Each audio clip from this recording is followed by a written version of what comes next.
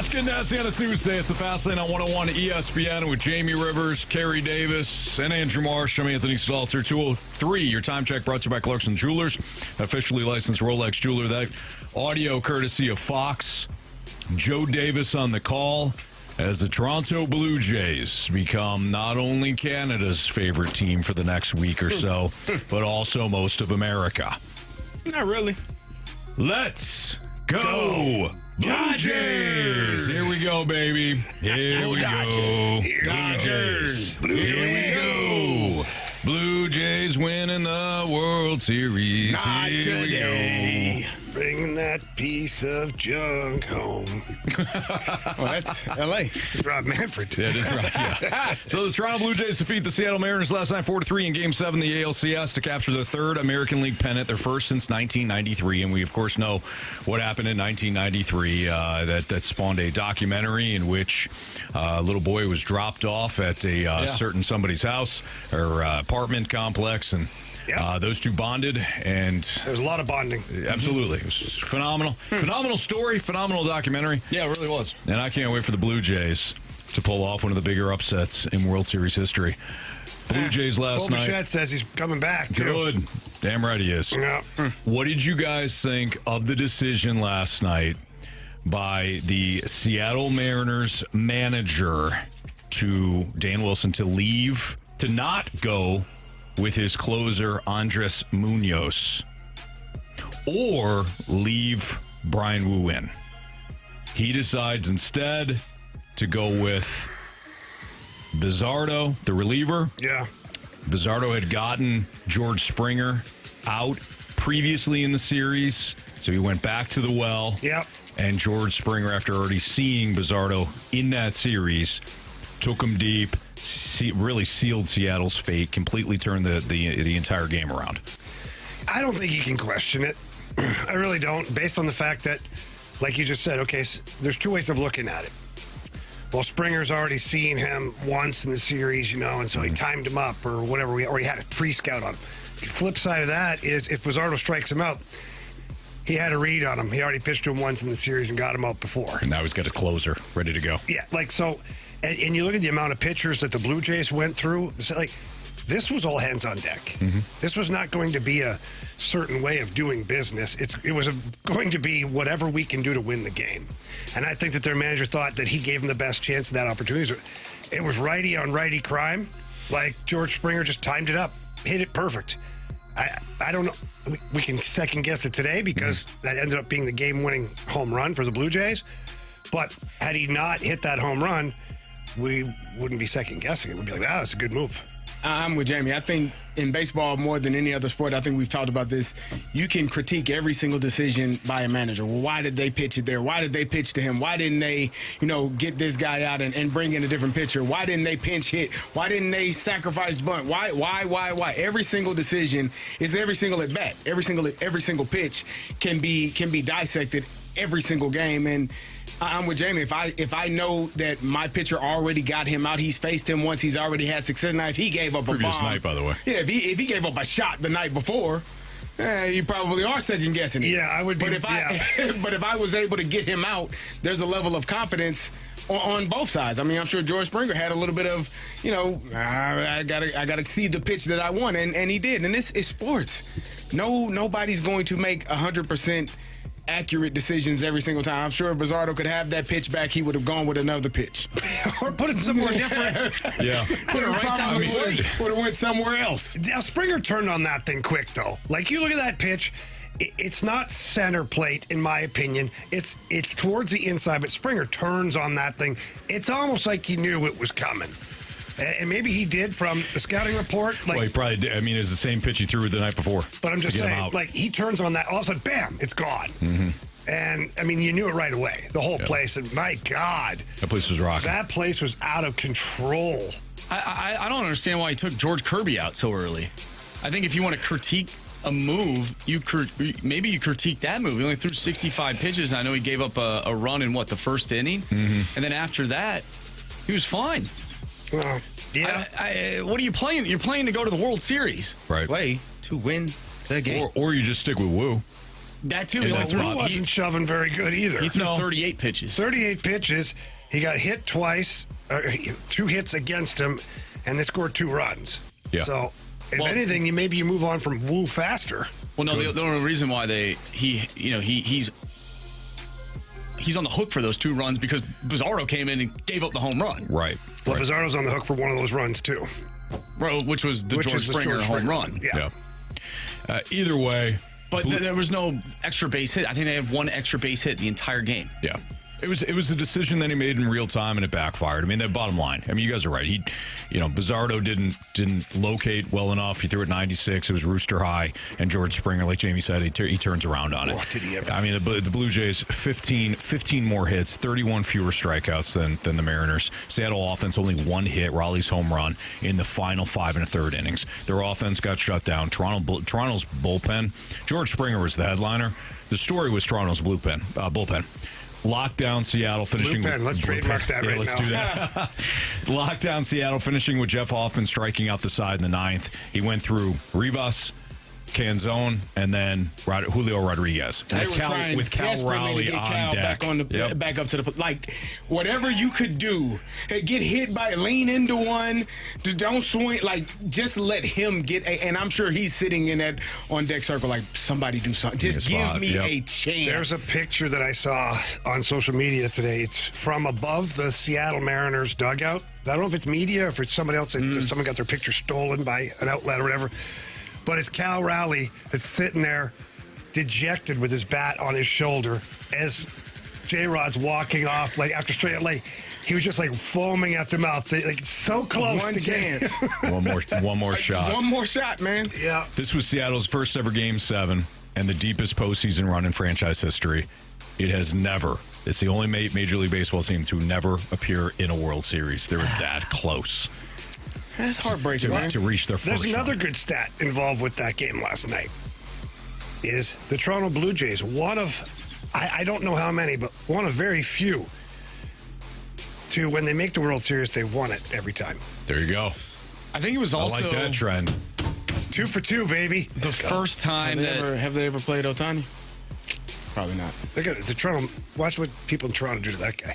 it was also the first time that someone showed up wearing an Austin Matthews jersey for a Game 7 and actually won the Okay, game. I was worried. Dang, Vlad that's pretty Guerrero good. Jr. shows up wearing Austin Matthews, Toronto Maple Leafs jersey. And when I saw that, the moment that I saw it, I went, oh no. That's what I thought Yeah. too. No. This is not great. I almost texted you all. I think after Springer hit that home run, I was gonna say, "Hey man, the Blue Jays got this one wrapped up, man." But I did. Only reason I didn't do it is because I love your mother. That's the only reason. If it was not your mother involved, I had it. I was like, you know what? I don't want to do that to Mama Rivers. She'll never forgive me. It's the only reason I didn't send it. Funny you say that because right after the game, Mama Rivers jumped on a video call with me there. Did she? Oh yeah, she took a while to figure out the camera, turn it on. You know, Sure. but we got there. She was fired up. She was fired up. That's she was awesome. extremely excited about it. And then she was like, "That's the only thing that sucks about these baseball games is I have to watch them alone, and they're very long." I'm like, well, I know, I love you. So my favorite tweet of the night was from Ryan Whitney, who's a part of Spit and Chicklets, playing in the NHL. He just can't stand the Toronto Maple Leafs. He goes, the city of Toronto deserved a trip to the finals. Baseball brought that. ALDS, no problem. ALCS, they get it done. Time to play for a title. The city needs that. God knows baseball gives them a chance. Wow. Yeah. And then somebody else posted last night, too, that can you believe that basketball, the Raptors won before the Maple Leafs, and the Blue Jays got back to the World Series before the Maple Leafs win anything? Wow. Speaking of that series in particular, does this World Series sort of feel like that Golden State Toronto Raptors finals back in 2019? It does resemble it. Yeah, that's a.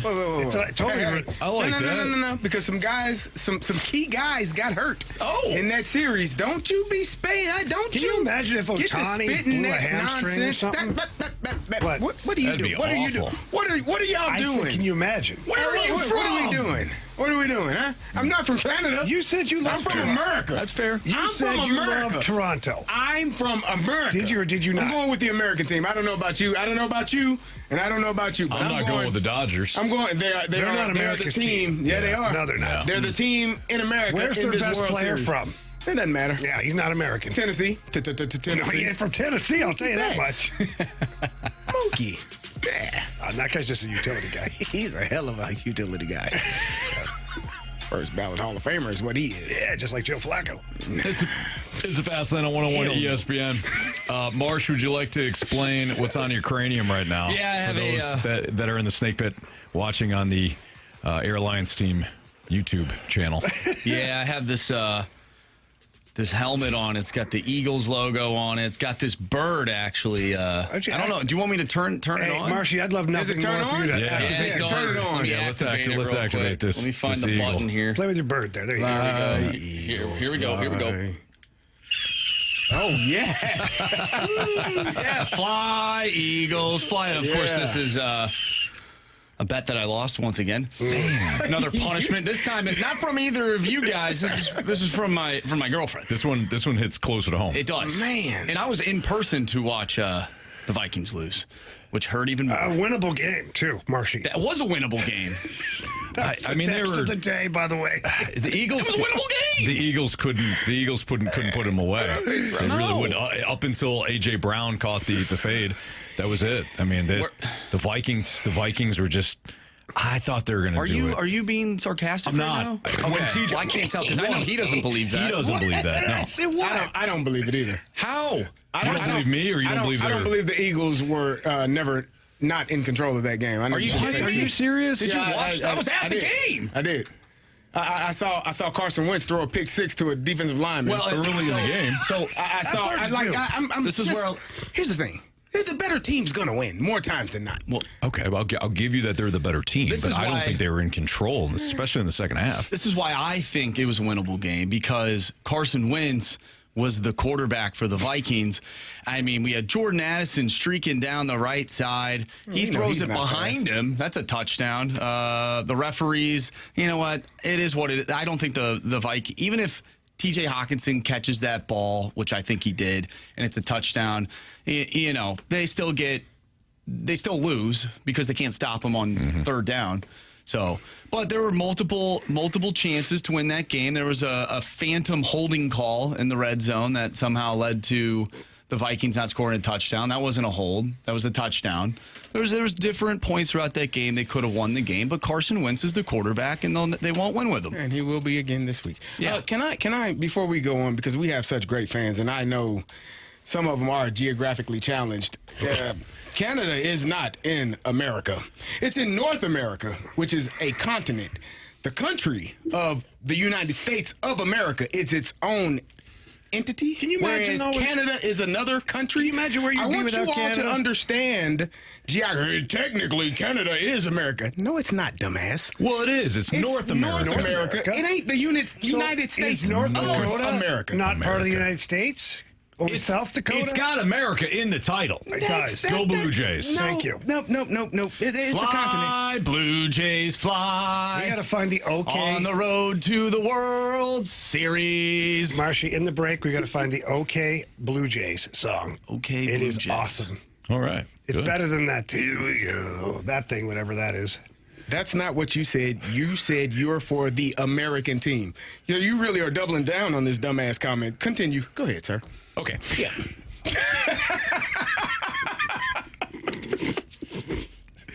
Okay. America is the continent, not the country. Ooh.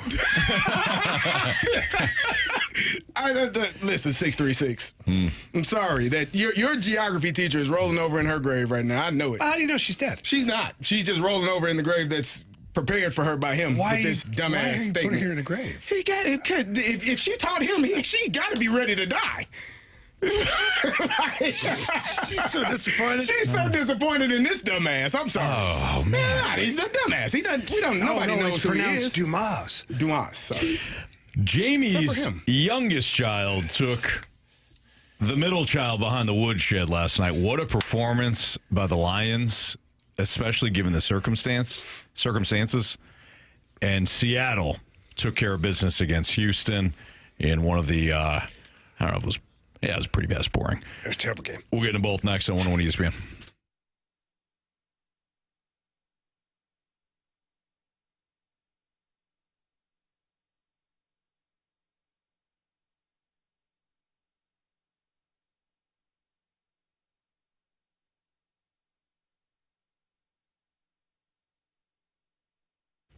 One of my pet peeves is when, in the past, when I've had to shop vehicles at a dealership, I go online, I look at a couple of cars or trucks or vans, SUV, whatever I'm looking at, and then I go down to the dealership and they don't have the actual vehicle there for me to test drive. They have something similar, and they're like, well, that's actually at our other location, and that's like 30 or 40 miles away. I hate that. It's not convenient for me. That's why I love that Auto Centers Nissan, when they say they have over 1,000 new and used vehicles all in one spot, and they have them and they showcase them at autocentersnissan.com. I love that the vehicles will actually be there in Herculaneum for me to test drive. I've seen it before, whether we're purchasing a vehicle for my wife, who, a couple of years ago got a pre-owned Pathfinder that we love, or I'm looking at something else like a Murano or, a truck. I love that they have the vehicle there at Auto Centers Nissan. So check them out online at autocentersnissan.com. Right now, you can drive home a brand new 2025 Nissan Rogue, Pathfinder, or Murano for no money down, 0% APR for 60 months, and no payments for 3 months. Check them out in person, out in Herculaneum. Talk to them about their complimentary lifetime warranty and 30-day return promise. And if you already own a Nissan, you can bring it in for service, and your first oil change is free, even if you didn't buy from Auto Centers. Tell them Stalter sent you. It's Auto Centers Nissan and autocentersnissan.com.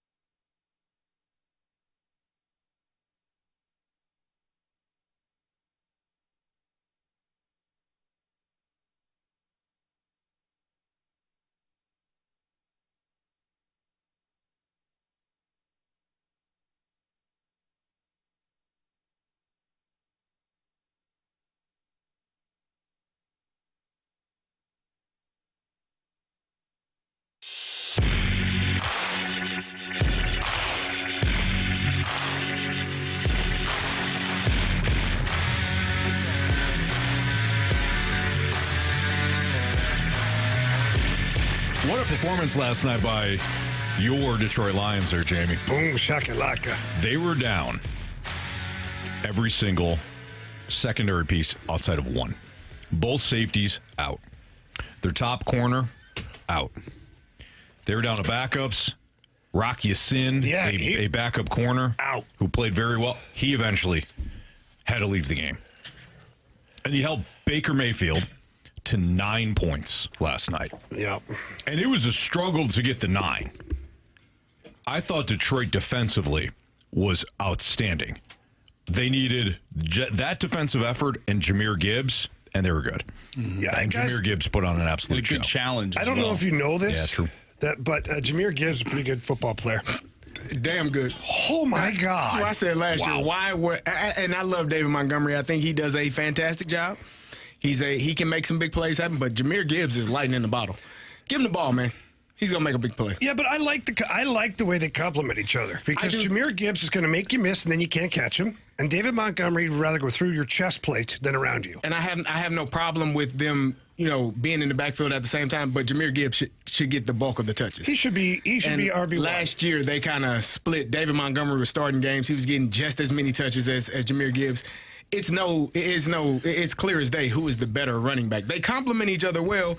But Jahmyr Gibbs is something different, man. Like him and Bijan Robinson right now are like 1A, 1B in terms of catching the ball out of the backfield, making people miss in the hole, and the explosive runs. Like that run Jahmyr Gibbs had last night reminded me of the Bijan run he had against Buffalo last week. Yeah. Like once he gets outside, you're not going.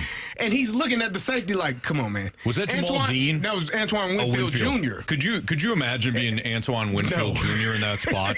And you're fast. And you're fast. And You that just ain't dude's that fast. open space. And you have to figure out how to bring him down. I remember I had a feeling And he's got the angle. I had a feeling like that one time when I was running track and field in high school, for real. Got to the Nationals in Canada, representing the province of Ontario. And I was in lane 2, and there was this kid in lane 3 right beside me. And the gun went off, and he took off running, and I couldn't catch him. Every 5 meters it went by, he got farther and farther ahead of me. I'm like, this is not supposed to be happening. So I put myself in those shoes there, watching Jahmyr Gibbs take off, and you're running as fast as you can. Right. And you're not gaining, you're losing ground. Yeah, you're running at top speed there, and forget it. Oh, my gosh. So what a performance there.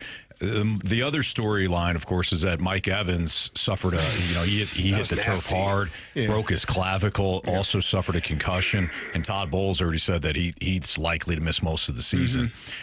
Broken clavicle, you probably don't have to have surgery, but it's going to take some time for it to heal, and then be comfortable and confident taking hits on that shoulder again. That area it's going to take a while for him to psychologically get back into it. And Emeka Egbuka, who's had a fantastic start to his rookie season, he didn't look right last night either. He's been dealing with a hamstring injury, so it was really Cade Otton and Tez Johnson, who's the rookie.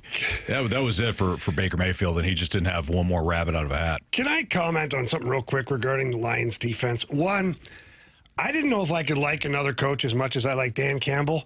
Their defensive coordinator for the Lions is a psycho. Yeah. He is a psycho. He works perfect with that team. And then I don't know how many times I had to watch last night. Every time there was tackles, Detroit Lions guys, they're treating it like it's a beatdown. They're punching for the ball every time. The ball's gone, and they're still punching the hell out of the receiver. Yeah. Even, was it Troy Aikman was laughing? He's like, they just keep punching away. Punching. Yeah. I was like, all right, so that's the way it's going to be. Like, they're bullies.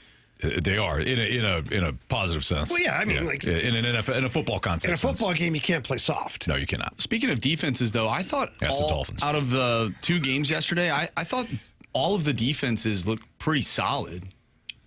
I know, like Houston's defense was outstanding. We just mentioned the Gibbs run, but offense. for the most part, I thought Tampa Bay allowed their offense to stay in that game.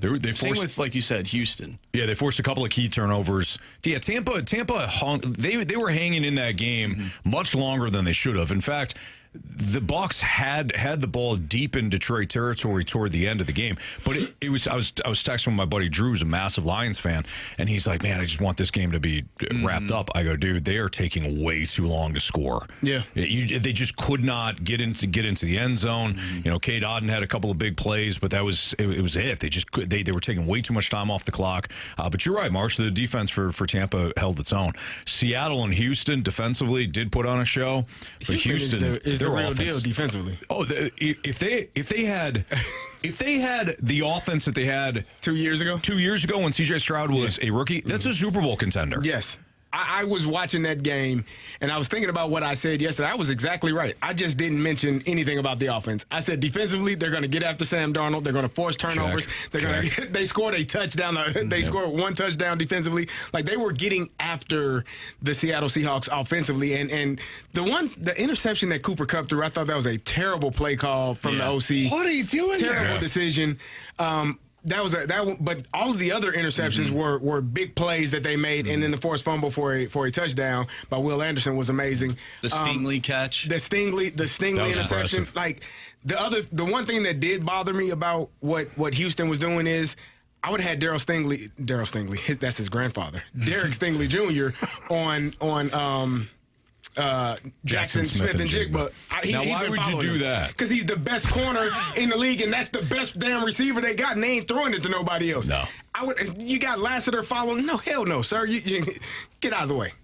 Stingley should have been following him, shadowing him the entire game. I thought that's what they were going to do. Whatever coverage we're in, run it from here. I don't give a damn. Yeah. Unless he's in the slot, we'll figure it out. But he should have been on him the entire game, and when he was, I think he caused some issues for Jackson Smith and Jigba. But offensively, man, the Houston Texans I watched, when I tell you, I very rarely tweet because I like live tweeting when I'm watching it, but I was watching pass pro from the running backs. Ogunbowale, I mean, he just flat out missed. I'm watching offensive linemen not know who they're. You never see that many people run through and make tackles in the backfield. It's not because the scheme, what the offensive linemen literally were putting their head down on the goal line. The right tackle just put his head down. DeMarcus Lawrence just swam around him, tackled the back. I'm like, what? Who in the hell is allowing this or teaching this? That's bad. Because this is some of the worst run game blocking I've ever seen in my entire life. It was that bad from the Houston Texans. And it's to the point where Troy Aikman was like, I don't know why they keep trying to run the ball. Yeah, there was a crucial fourth down in the third quarter. I think there was like 9 minutes left or so. It was a third and fourth down. Third and one, and then a fourth in and the same damn play. It was They ran terrible. it twice. They tried to go outside zone twice, and Seattle shot. They shot both gaps. That was it. It was bad. Then they went back to it. He needs to be fired.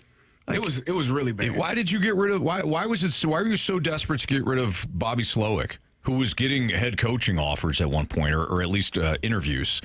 He was that bad? You'd rather have this? That's a disaster in Houston. How bad are the Ravens, though? To give up. That was my main takeaway from last night. I was like, oh my gosh, the Ravens are terrible. Baltimore's backups are brutal defensively. I mean, they have nothing. For Houston to go up and down the field on them 2 weeks ago, you're right, Marsh. All right, it's Fastlane on 101 ESPN. What to note this week for the Blues? Got some different takeaways next on 101 ESPN.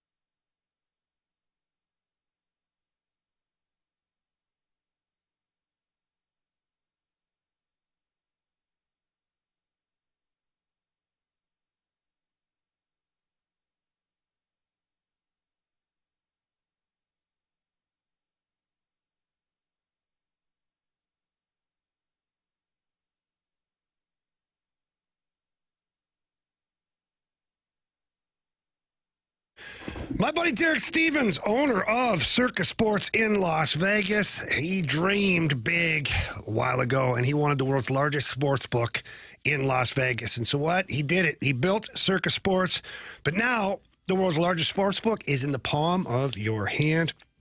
All you have to do is download the Circus Sports Illinois app today. You find it on the website or at the App Store. And it is so much fun. He has so many things available. They got the player props. They got the parlays. I looked at a little two-team parlay for tonight. pulled it up here. I like the Edmonton Oilers on the money line, minus 125, and the Toronto Maple Leafs on the money line, minus 122. I'm going to pair those up over at my Circus Sports Illinois app today. It's a lot of fun. And let's not forget, too, that Circus Sports has the best odds of any app that is out there. And I just talked about the money line right there. They've got tight money line splits available, bigger payouts, and high betting limits. And all you have to do is download the app. So please don't miss out on any of the action. Go find that app, download it. That's Circus Sports Illinois, the app, and join in on all the excitement. If you or someone you know may have a problem with gambling, call 1-800-GAMBLER or text ILGAMB to 833-234.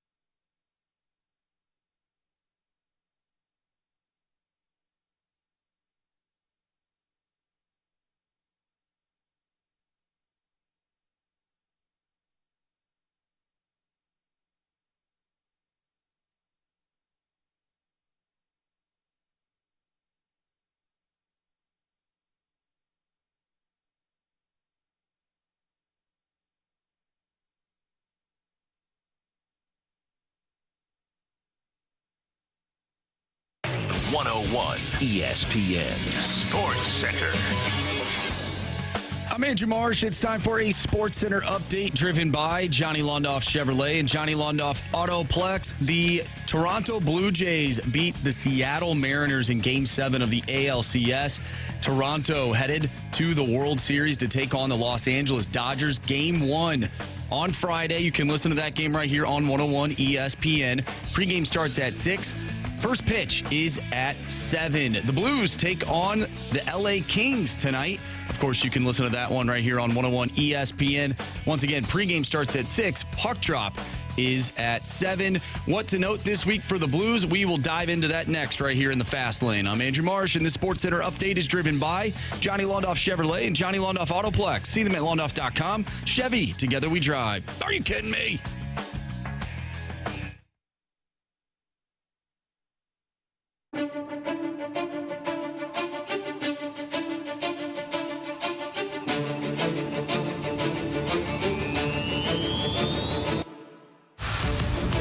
Fast Lane on 101 ESPN. The Blues and Kings will play tonight. We've got the pregame show with Alex Ferrario starting at 6 o'clock. The puck will drop at 7.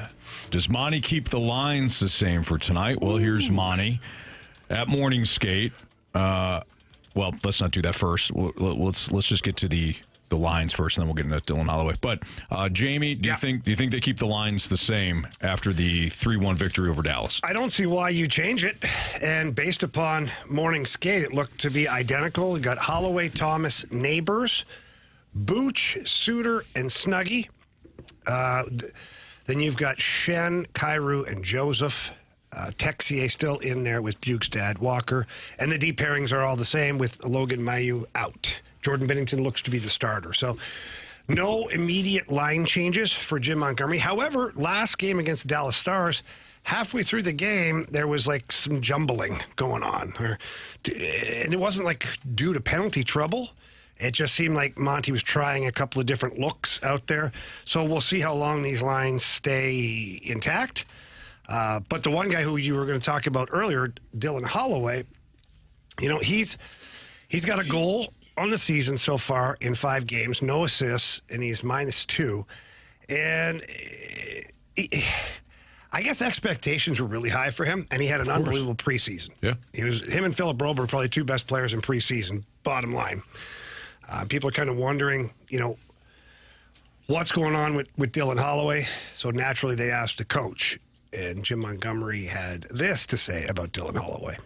I think he's just thinking too much. Like, when he's just playing hockey, he naturally is on top of pucks, doesn't matter what zone it is. And he's just has the puck, and it can be 1 against 3, and he's coming out with it. Or he's sneaking through people because of his speed and skill. And right now, I think he's thinking. And when you think on the ice, you look slow. Not that he looks slow because he's such a gifted skater, but he looks slower than usual. So what he means by that is you make your decisions a little bit slower. Mm-hmm. And when you're thinking out there, and I don't know if the same holds true in football, but in hockey, if you're thinking too much, your feet aren't moving. You're watching the game, you're analyzing the game, and you're waiting for something to happen, but at the same time, you're not moving your feet. And what is one of the best attributes that Dylan Holloway has is his footwork, his speed, his ability to break open plays. And right now, you're watching him, and he's dug in, he's watching, and he's kind of coasting. It's not because he's lazy. He's analyzing the play instead of initiating the play. And I think that's what Jim Montgomery's talking about when he talks about that stuff. I have 2 questions. Yeah, sure. But I was taught that I can only ask one at a time. So I'm going to ask. No. It's called a double barrel. Yeah, then you get to answer the one you want and not the one that I want. So I'm going to ask both of them. I wouldn't answer both. Well, I'm going to ask both in separate times. Okay. Number 1, Logan Mailloux scratched again, healthy scratch. Yep. Young player. What does that do to him psychologically when he already doesn't have a lot of games and time under his belt? He got traded for. There's a lot of moving parts and a lot of baggage. A lot of things that baggage seems bad. Has a negative connotation. We don't want to say baggage. Okay. Just kind of. You're a new player. You got traded for what some would say is a fan favorite. You've been healthy scratched now for the second game. What does that do to the psyche of a player like him? And that all depends on how the coaching staff is handling it. Because if they're treating him, and I'll just say this because I went through it, if you're treating him like he has the plague and like nobody's going near him and he's just then you feel terrible. Yeah. You feel like I am terrible. I shouldn't be here. You start doubting yourself. I don't really want the puck. Just give it away or whatever. But I know that's not how they're treating him. Okay. They're not. And specifically, the organization is really, really invested in this player. So much so that I believe somebody in the front office heard our interview with Chris Pronger. And then JR had an awesome piece in The Athletic using our interview with Chris Pronger for The Athletic. And I saw Chris Pronger on Saturday night. He was doing the game with Bernie. And he came walking down the hallway. Logan Mayu was standing right there. He went over, made a point to introduce himself. And he said, hey, I got your phone number. I'm going to give you a call this week. That's awesome. Nice. So Chris Pronger's going to call him. And so that's how they're handling it. Right. So the kid is going to watch some games, continue to practice, continue to learn the systems, all these things. Like, this is a new team for him. Right. Not only is it a new league, because he's never played in the NHL on a consistent basis, it's a new team, it's new systems, it's everything. So it's a lot of things, we won't call it To baggage, digest. a lot of things that are being thrown at him all at one time. Question 2. When you talk about line changes, Yeah. is that just a gut feeling from the coach? He's like, I want to move him here, because maybe they'll bring more juice on this specific shift as opposed to what I'm getting with this group at this time. Yeah. What goes in? What's the purpose of it? Well, the purpose of it is, just like you said, you notice a player that's got a little more juice to it. The motor's running just a little bit faster than everybody else. And if you have players like Thomas in particular and Buchnevich, you want to have somebody who can drive the offense on that. And all I mean by that is speed. Like Holloway on that Thomas line should be like, he's busting. Snuggie and Suter should be busting because Buch isn't going to do that. He doesn't. Right. That's not part of his skill set. He's a good skater, but not a very fast skater. And so you got to have complementary pieces. And if for some reason somebody's not doing that job, but you see somebody else that is doing it on a lower line, you move him up. Say, give him a shot here. See if he can push this line to get more out of him. So a lot of it is eye test and just knowing your players at the same time and realizing what you need on a particular line or what another player needs to get them going. Gotcha. Do you think that switching up the line so early in the season based on what they came into, do you find that concerning at all, or do you think this is just part of the process? A full 82, things are going to happen. It is what it is. You're trying to find some chemistry early in the year, maybe with different players. How do you view that right now? It is what it is. And the reason I say that is because when you have younger players, like when you have a Holloway, when you have a Snuggerud, when you have, even for that matter, Kyrou and Thomas and Neighbors, every year they evolve into something different. And so if you just think you're going to roll out the same lines every year because you got the same roster or close to it, you're mistaken. Because players either improve or they digress, depending on where they're at and what stage they're at in their career. So you have to be able to adapt accordingly to make sure that your lines don't end up suffering or your team doesn't suffer ultimately just because you're so set in your ways. Blues Kings tonight. Again, pregame at 6 o'clock, puck drop at 7. We've got a recap of the Pick'em Challenge. One of us in this room gets punished next on 101 ESPN.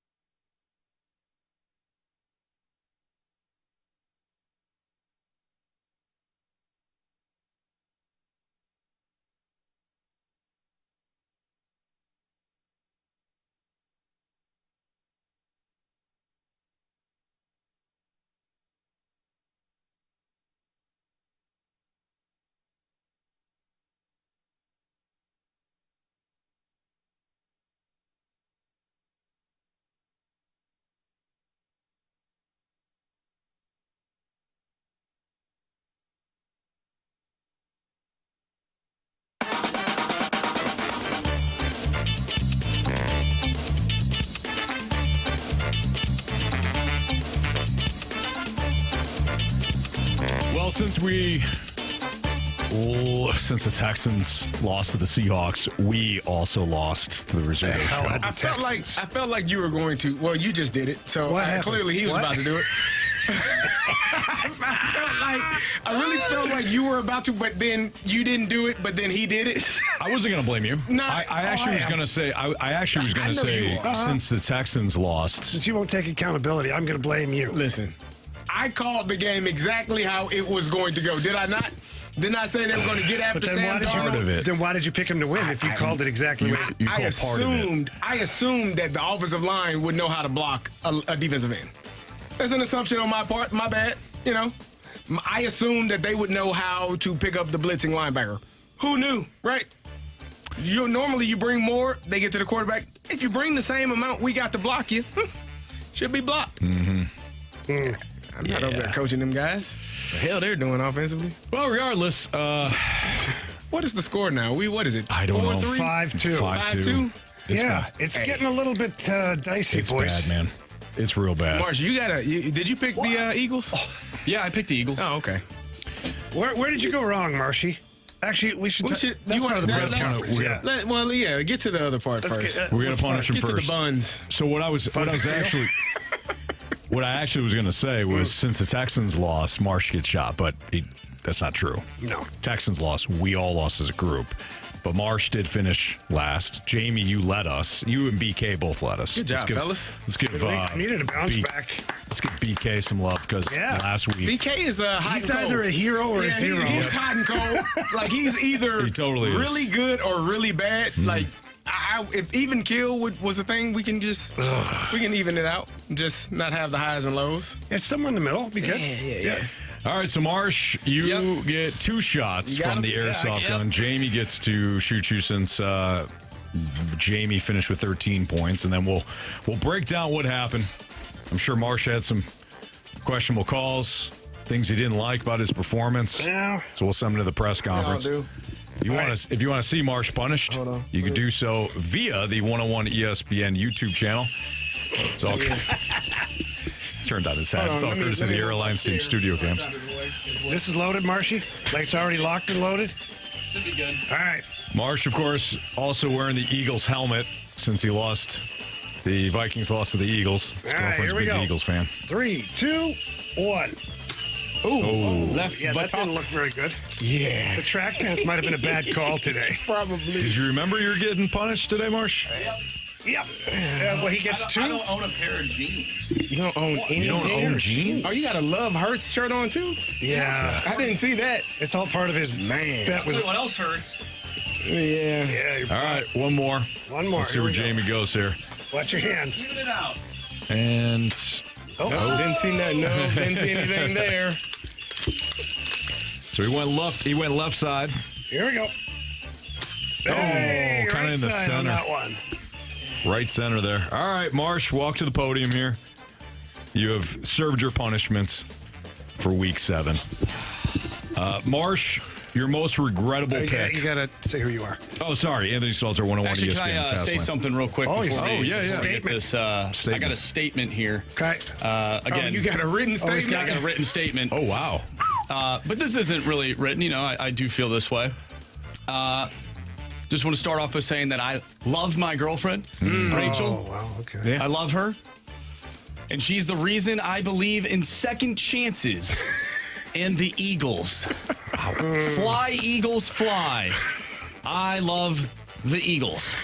Okay. Yeah. Okay. All right. Well, you picked them, so of course you do. Well, I did pick them. Yeah. If you don't believe in picking your own team. Might be. Go ahead. That's where, Anthony? All right, I'm ready. The Eagles, of course, didn't fail you. No, they didn't. What was the pick that you regretted the most there, Marsh? So, oddly enough, the one pick I regret is the one that we discussed and we didn't change. That was the Thursday night football game. The Bengals? Yes. That's actually the one that I regret. Yeah. That was And I know there's some other bad failure. ones. There's some other bad ones, but like that's the one that I really regret. You know what? Oh, I'm sorry. Listen. Blame the damn Steelers. Don't blame you. They don't know where Jamar Chase is, man. No, it's all right, Carey. I'll take accountability. The hell? Marshy, well done. Take Ain't your accountability. fault. It's not your fault. Sorry, sir. If you have a question, you have to. I'm sorry. Say who you're So with. more of a statement. There was a few It was a other ones. statement. The Jets. It's not your press conference. The Jets. I pulled a BK, and you took the Jets too. I did, yeah. So, but that game was close. That was a They don't close have a game. quarterback. Like, no, they don't. But they still They almost benched won. him.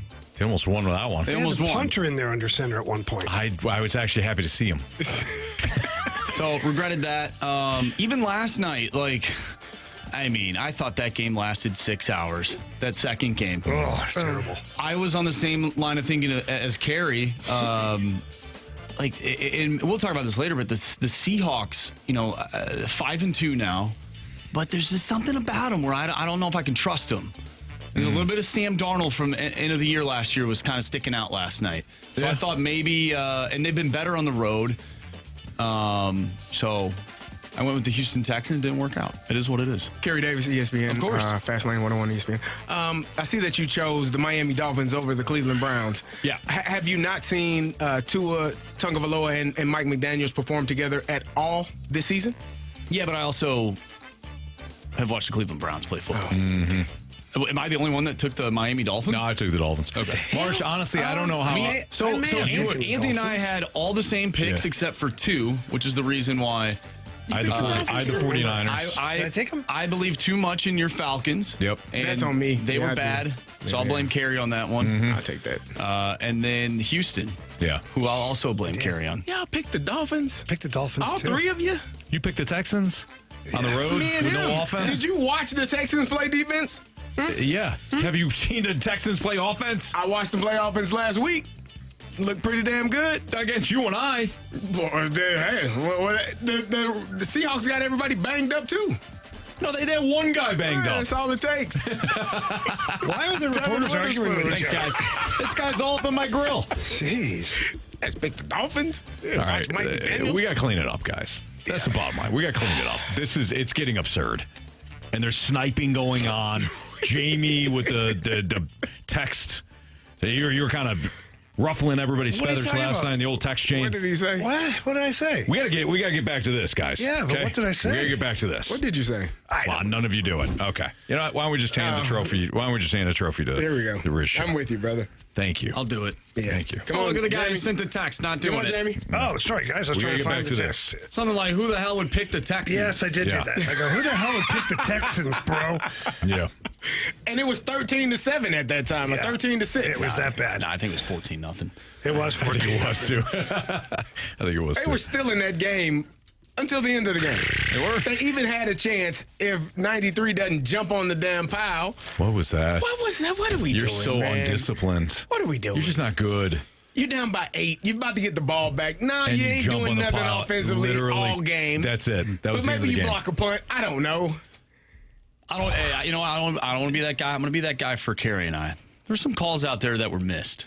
A couple roughing the passers that were missed. Oh, yeah, C.J. Stroud got smoked. C.J. Stroud got smoked as apparently there was a blindside block, which Is that was what we're doing? ridiculous. Terrible call.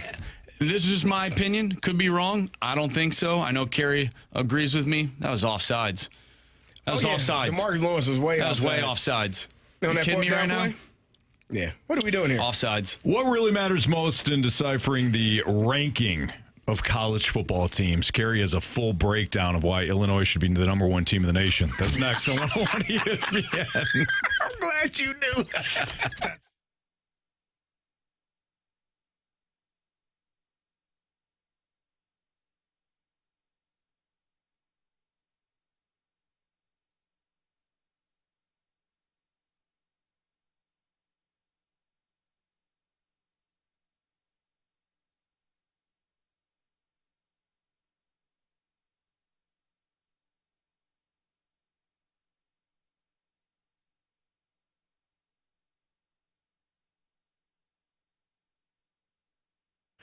Got a couple of ways here where you can save big, but also give bigger. It's the special time of year. It's the Glennon Card season presented by Edward Jones. For 10 wonderful days from October 17th through the 26th, your Glennon Card unlocks 20% off at more than 340 local shops, restaurants, and attractions. But here's the best part. When you shop with the Glennon Card, your savings reach far beyond the checkout counter. Every dollar from your card purchase goes directly to support the courageous patients and loving families at SSM Health Cardinal Glennon Children's Hospital. So treat yourself, support your community, and help bring healing and hope to children and families who need it most. Visit GlennonCard.org to see all participating businesses and get your card today. Again, save now, give big, feel good about what you're doing for families and children's at the SSM Health Cardinal Glennon Children's Hospital. One more time, GlennonCard.org.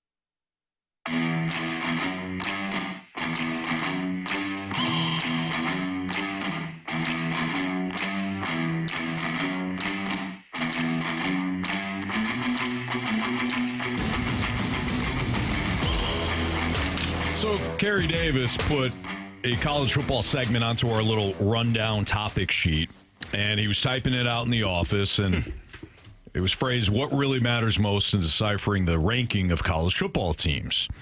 How will the committee decide who are the best 12 teams in the country? Puts on some other notes. And I knew what he wanted to do. It wasn't actually, he never mentioned them, guys. He never mentioned Illinois. But I knew damn well, because Carey and I are brothers from another mother. I knew damn well that this whole segment was to set up Illinois being a playoff team.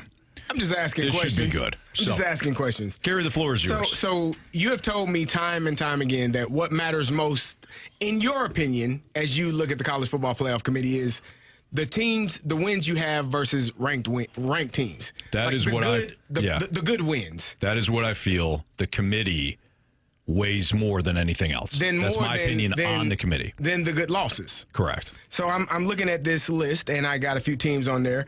Notre Dame has 2 losses versus 2 ranked teams, A&M and Miami, who were ranked at the time. A&M is number 3 right now. Miami was as high as number 2. They're number 9 now.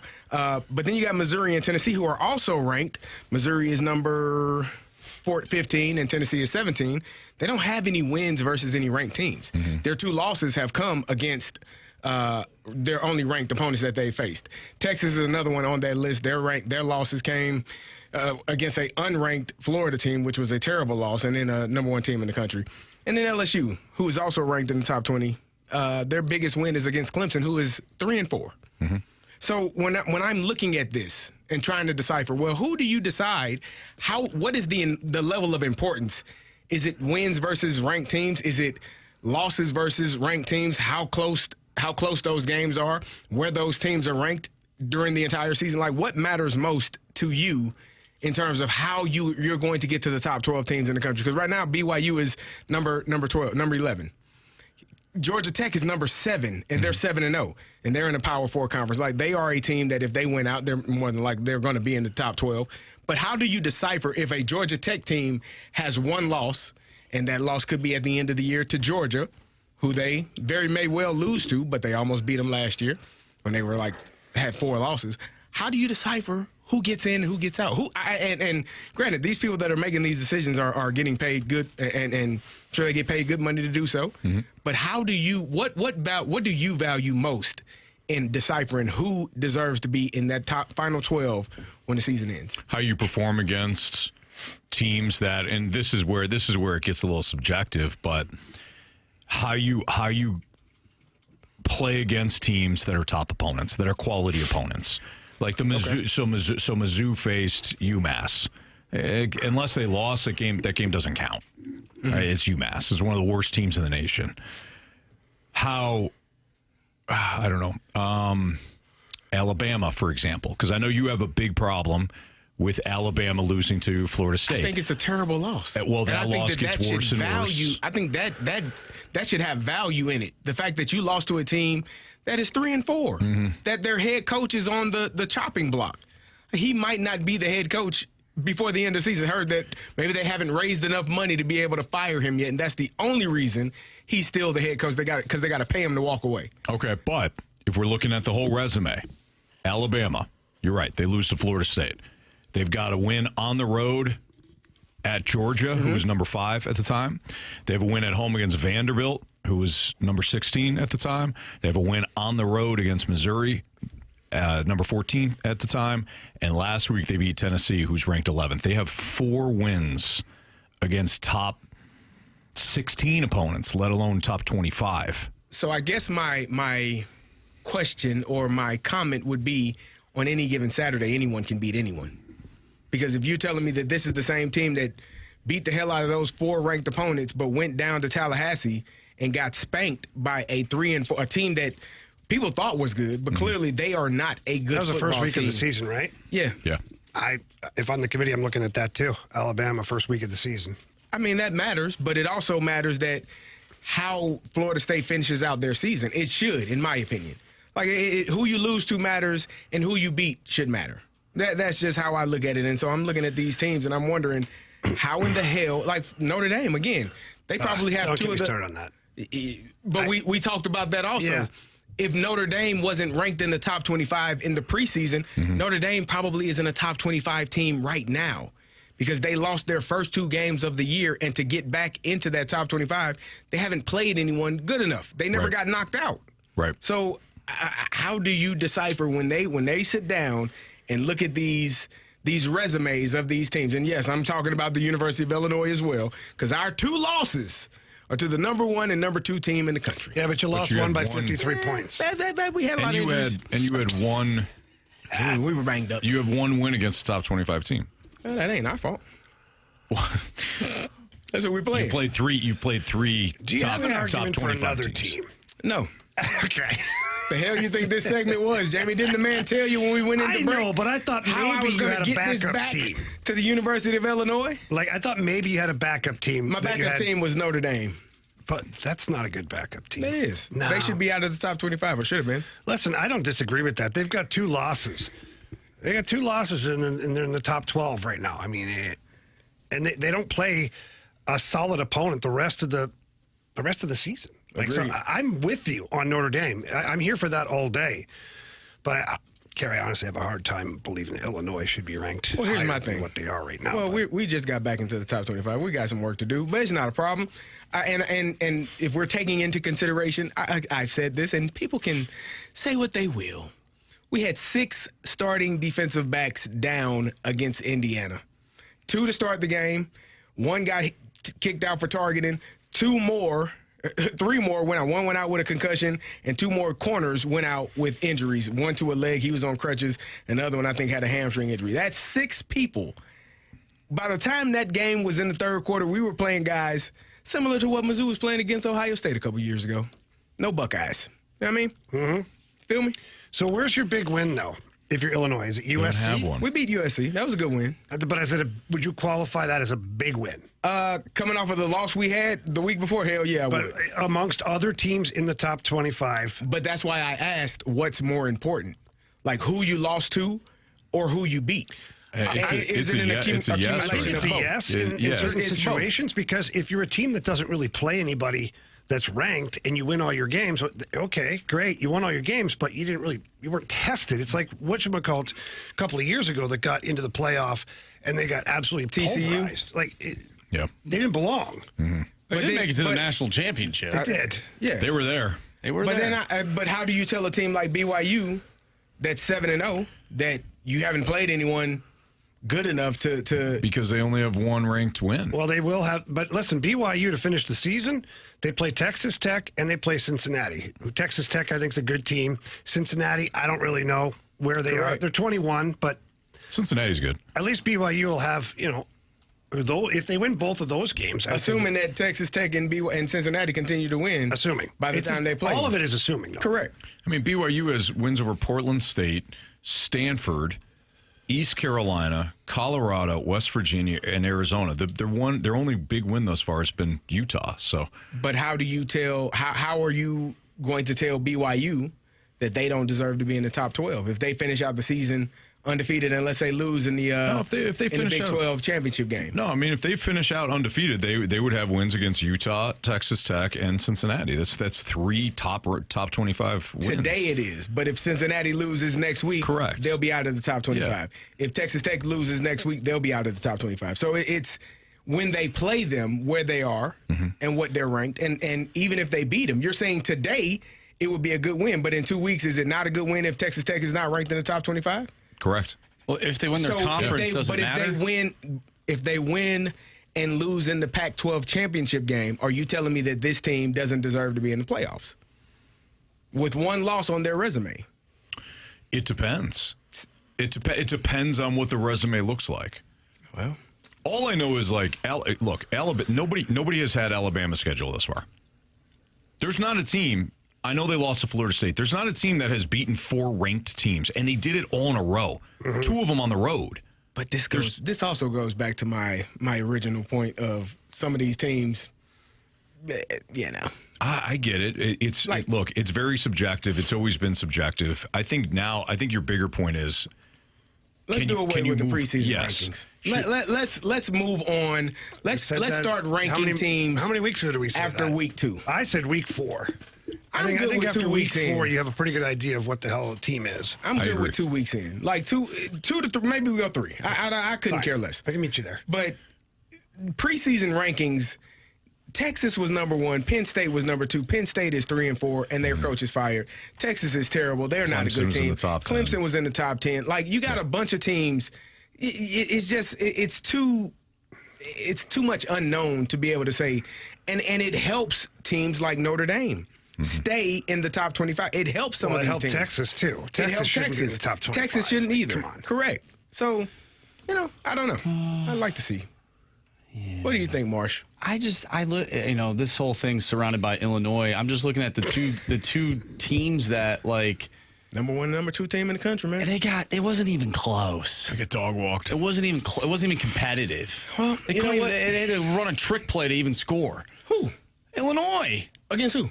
against Ohio State. Oh, we scored a couple touchdowns against Ohio State. I mean, Ohio they got State ran a stuffed trick at the play, goal too. line a few times. And Ohio State ran a trick play, too, to score. well, Ohio State's a good football team. Man, you got to watch the game, Marsh. I did watch the game. I watched the game and I watched closer than Mizzou. what you think. I had 2 TVs. Boom, boom. It's closer boom, than what you boom. think. And then I started to watch the Mizzou game because it was a lot closer than the Illinois-Ohio State game. I won't disagree with that.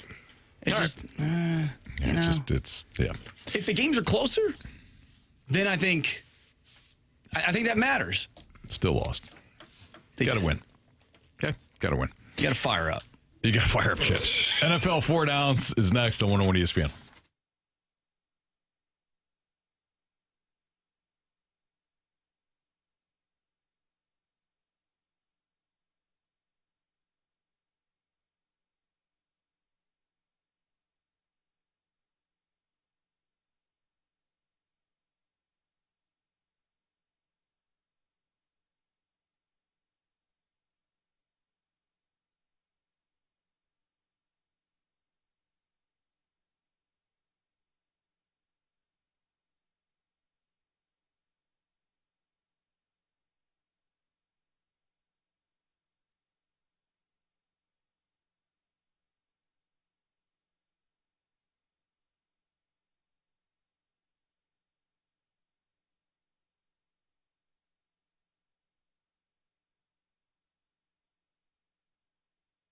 Jamie, do you know why products and programs can make a huge difference for you as a buyer, consumer? No, I have no idea. No, I don't either. I don't even know what I'm asking, quite frankly. That's why we got our guy Stewie on the line right now. And Stewie, I know you can help explain to our listeners.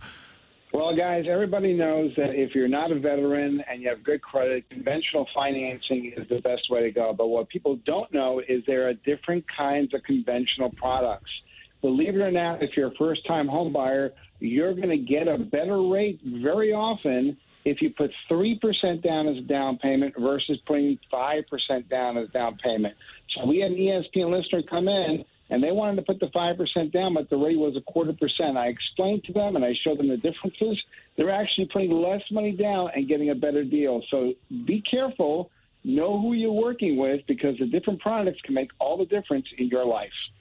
That's why you call Stewie. Right there, you get good information at important times. And it's really easy. Just call him at 314-324-4440. Again, 314-324-4440. By the way, you can text. I was going to say you can text or call day, night, weekends, doesn't matter. Stewie's our guy. He needs to be your guy as well. And if you can't remember that number, Anthony, what can you do? You can always Google the Bagel Loan. Thanks, Stewie.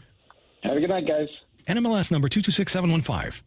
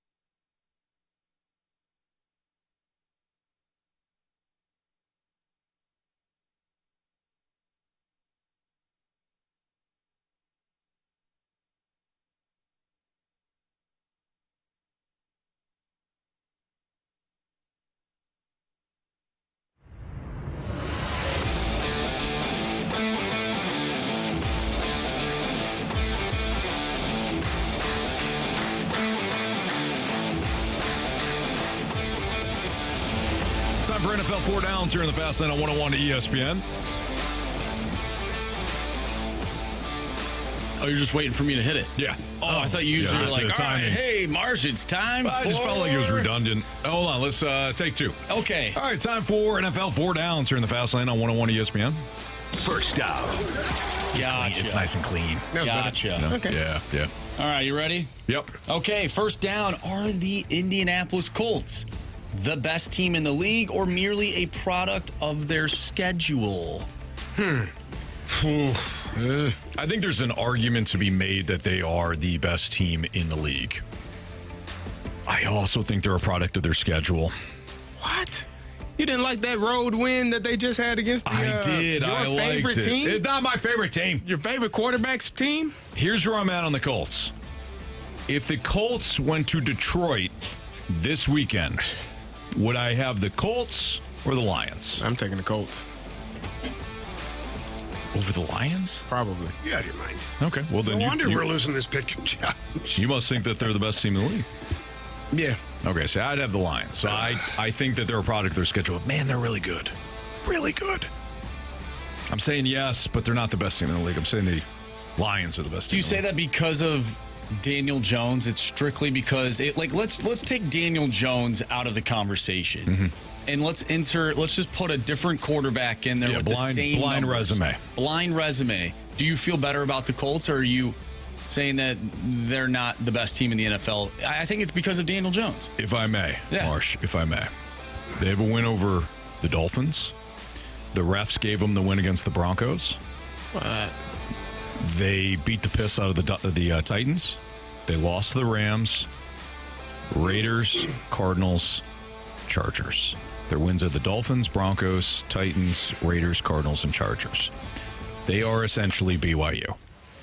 Now, Anthony, Now, what Same colors. is BYU a good team? Yes. Is BYU a product of the schedule? Yes. Anthony, you know that thing called The Ringer? Mm-hmm. Where you find those articles? Yeah. All right, well, there's a gentleman named Anthony Dubundo. Okay. What if I told you that through 7 weeks, the Indianapolis Colts are the most efficient offense by points per drive this century? Yeah, they're in like the same conversation as the Rams. This The greatest show century. on turf. New England Patriots 2007, the Kansas City Chiefs 2018, Green Yeah. Bay Packers 2020, Detroit Lions 2024. That was a good team. New Orleans Saints 2018. The Colts are the best. Out of all those teams, we know those are good teams. I know. None of those teams, though, won the Super Bowl. Look, I don't believe so. but they all went. They all went to the Super Bowl. Yeah. Or maybe the Chiefs won in 20. They ended up winning in 2019. They did. They beat the 49ers. Okay, yeah. Look, they're a really good team, but I can't put them top in the league. I just can't. The Colts? Yeah. I got the Lions, too. I think Sorry. right now, if the Lions played the Colts, it's not even close. Not think even it's- close. I think it's close. No, I don't think it's close. I think it's two I think it's touchdown close. victory. Really? Nah, I wouldn't go that far. Well, I would. Okay. I guess we'll have to find out in February. Yeah. Are they playing each other this year? No. No, they don't play each other. Are you kidding me? So the where do Lions we are a go good with this team. one? Colts got to go with the Titans. They got to face the Texans a couple of times, the Jaguars. I'll tell you what, we're going to have a problem on our hands for the stack up. Oh, no doubt about it. It's already a We're problem. going to have a real problem. And I think the tiebreaker is best record, right, Carey? Always. No, tiebreaker goes to Anthony, remember, because it's his show. No. Yeah, I forgot about that. No. It's called the Stalter stack up for a It reason. really one is. point. I mean, We he renamed it. himself. We did. We renamed it. Okay. So I wouldn't look at it. Second down. Is that why? Yeah. All right, let's move on. All right. Are the Broncos a really good team or merely just a lucky one? I don't know what to make of the Broncos. I watched that game on Sunday against the Giants, and for 3 quarters, I thought, wow, this is Bad team. not a good team at all. And then they storm back, and I'm like, wow, I have no idea what I'm watching. I don't know if the Broncos are a legit playoff threat to some of the better teams in the AFC, or if they're merely mid. They're the most confusing team in the AFC. All of their wins, except for the Bengals game, which I mean, Jake Browning was playing in that one. Have been one possession games. Yes. All of their wins and their losses. They beat the Tennessee Titans 20-12. Right. Like, you beat them by 8 points. But then you lost to the Colts by 1. I don't know. I don't know that who was this the team game is. that the refs threw the flag so that the Colts got another for the field goal. opportunity. Yeah. The Broncos should have won that game. I don't know who the Broncos are. That game against the New York Jets was putrid. Like, that made my eyes That was hurt. terrible. Watching that game, that's the first time I wished both teams could lose. Damn a tie. They should both get L's. Yeah. Like, it was no offense. It was just two teams putting the ball down, doing nothing. It was bad. This is a side note. They would never do this, but I just thought about this. What if instead of a tie at the end of overtime, both teams just lost? Incentivizing them to ultimately not what's play the for difference? the tie. Well, win percentage. I guess so. But what do you get for a tie? Ties are better than a loss. Yeah. What, in At the a end win of the year. percentage? Yeah. All right. It's not a bad idea, Marsh. It's not a great idea, but We'll run it up the flagpole. okay.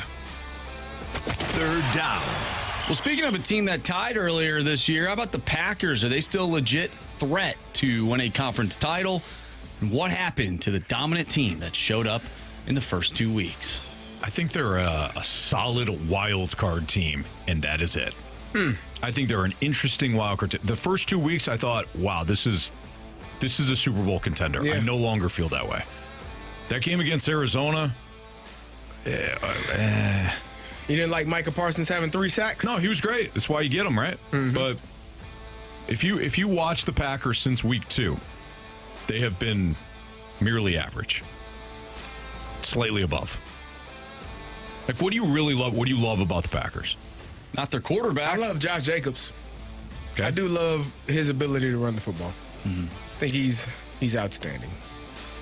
But other than that, Like, love They're- is good sometimes. yeah, they're kind of just there. Yeah. Like, I thought they were dominant the first 2 weeks. They took the Lions behind the woodshed. If those two teams, when those two teams meet in Detroit, give me the Lions. Fourth down. Is the Eagles, fly, offense officially back after Jalen Hurts in the passing game came alive in Minnesota? Yes. No. No. I don't think I've so said either. this. You know what? For me, maybe it's not right. I don't think they care. I said this on Monday. yeah, I don't think I don't they think the Eagles care how they win. As long as they win, they don't give a damn if it's Saquon rushing for 200 yards. They don't care if it's Jalen Hurts throwing for 300 and both of the wide receivers getting, over 100 yards. They don't care if it's a defensive struggle and they got to block a field goal and score to win a game. They don't care how they win. The only thing that matters to them is winning. And when you have a team like that doesn't look at who's getting what, I know people are, well, A.J. Brown is pissed off. So what? So what? I'm sure it's like white noise when he's walking by barking. So what, dude? Nobody gives a damn. And they probably tell him, I don't give a damn about you being mad. Right? Nobody cares. Are we winning? Do you want to win a championship? Have you made all the money you're going to, you're making tons of money, sir. And you're going to win championships. So what? I'm assuming that there are people in that locker room that when he's, complaining, dude, shut up. Nobody cares. Because and he's probably like laughing. Yeah, you're right. I want to win. Like, that's all they care about. They just signed Brandon Graham back. I don't know what he's got in the tank, but damn it, he plays hard when he does. So, I think the Eagles are fine. I don't think they can. I don't think they can run the ball with Saquon Barkley. They can't run the ball. Well, you know what's going to Their happen? offensive line's a problem. The same thing I talked about in the Super Bowl. You got to pick your poison. You're going to have 2 high safeties. That allows you to run the ball. If you're able to pass the ball in the manner in which they were last week, if you can do that and repeat that again, because teams are going to force you to do it, then that's going to open up some run game for Saquon and that offense. Play the Vikings, though. Vikings got. You told me they had. Then they had Brian Cashman's nephew back in the game. He was playing. Blake Cashman was back. Yeah, Brian Cashman's you got Josh Metellus covering A.J. Brown on a That sounds fourth like a down in the schematic first problem. quarter. Why is Josh Metellus going 1-for-1 with A.J. Brown? Because you blitzing everybody, Brian Flores. What are we doing? That's what he does. Why are we mad about it now? I'm mad, Carey. It's like being mad at Dan Campbell for going for it on fourth down. That's what he does. Yeah. All right, what's trending is next on 101 ESPN.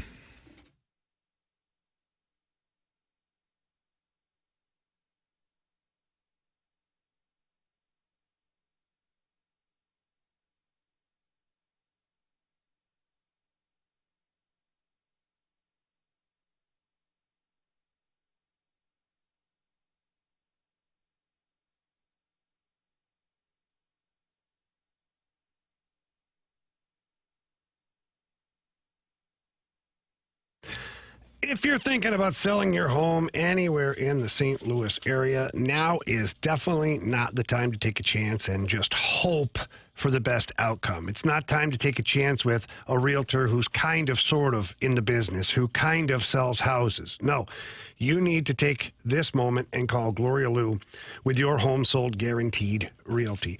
Gloria understands the St. Louis market. She has been in the business for over 20 years now in the area. She knows exactly how to price your home to get the most value for your home and also close very quickly. Get your home sold quickly and for the most money. That's what we all want. Gloria Liu has over 24,000 buyers in waiting, which means that there is a big percentage of those people that will be eyeballing your home the moment it hits the market. Again, selling your home for the most money possible quickly. That's what Gloria Liu does. So give her a call. Tell her Jamie Rivers sent you in. Her number's 314-325-6888. That's 314-325-6888. Or visit GloriaHasTheBuyers.com. Again, that's GloriaHasTheBuyers.com.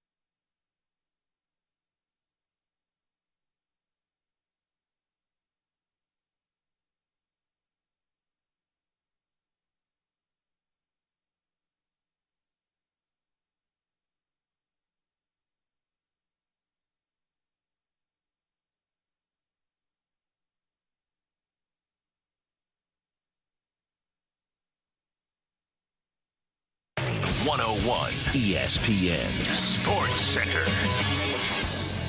I'm Andrew Marsh. It's time for a Sports Center update brought to you by Saliga Heating and Cooling. The Blues back in action tonight, taking on the Los Angeles Kings. You can listen to that game right here on 101 ESPN. Pregame starts at 6 with the puck drop at 7. The Toronto Blue Jays are headed to the World Series. They'll take on the Los Angeles Dodgers. First game of the World Series will be played on Friday. We'll have that game for you right here on 101 ESPN. Pregame starts at 6. First pitch is at 7. What's trending is coming up next right here in the Fast Lane. I'm Andrew Marsh, and the Sports Center update is brought to you by Saliga Heating and Cooling, a Daikin heating and air conditioning dealer.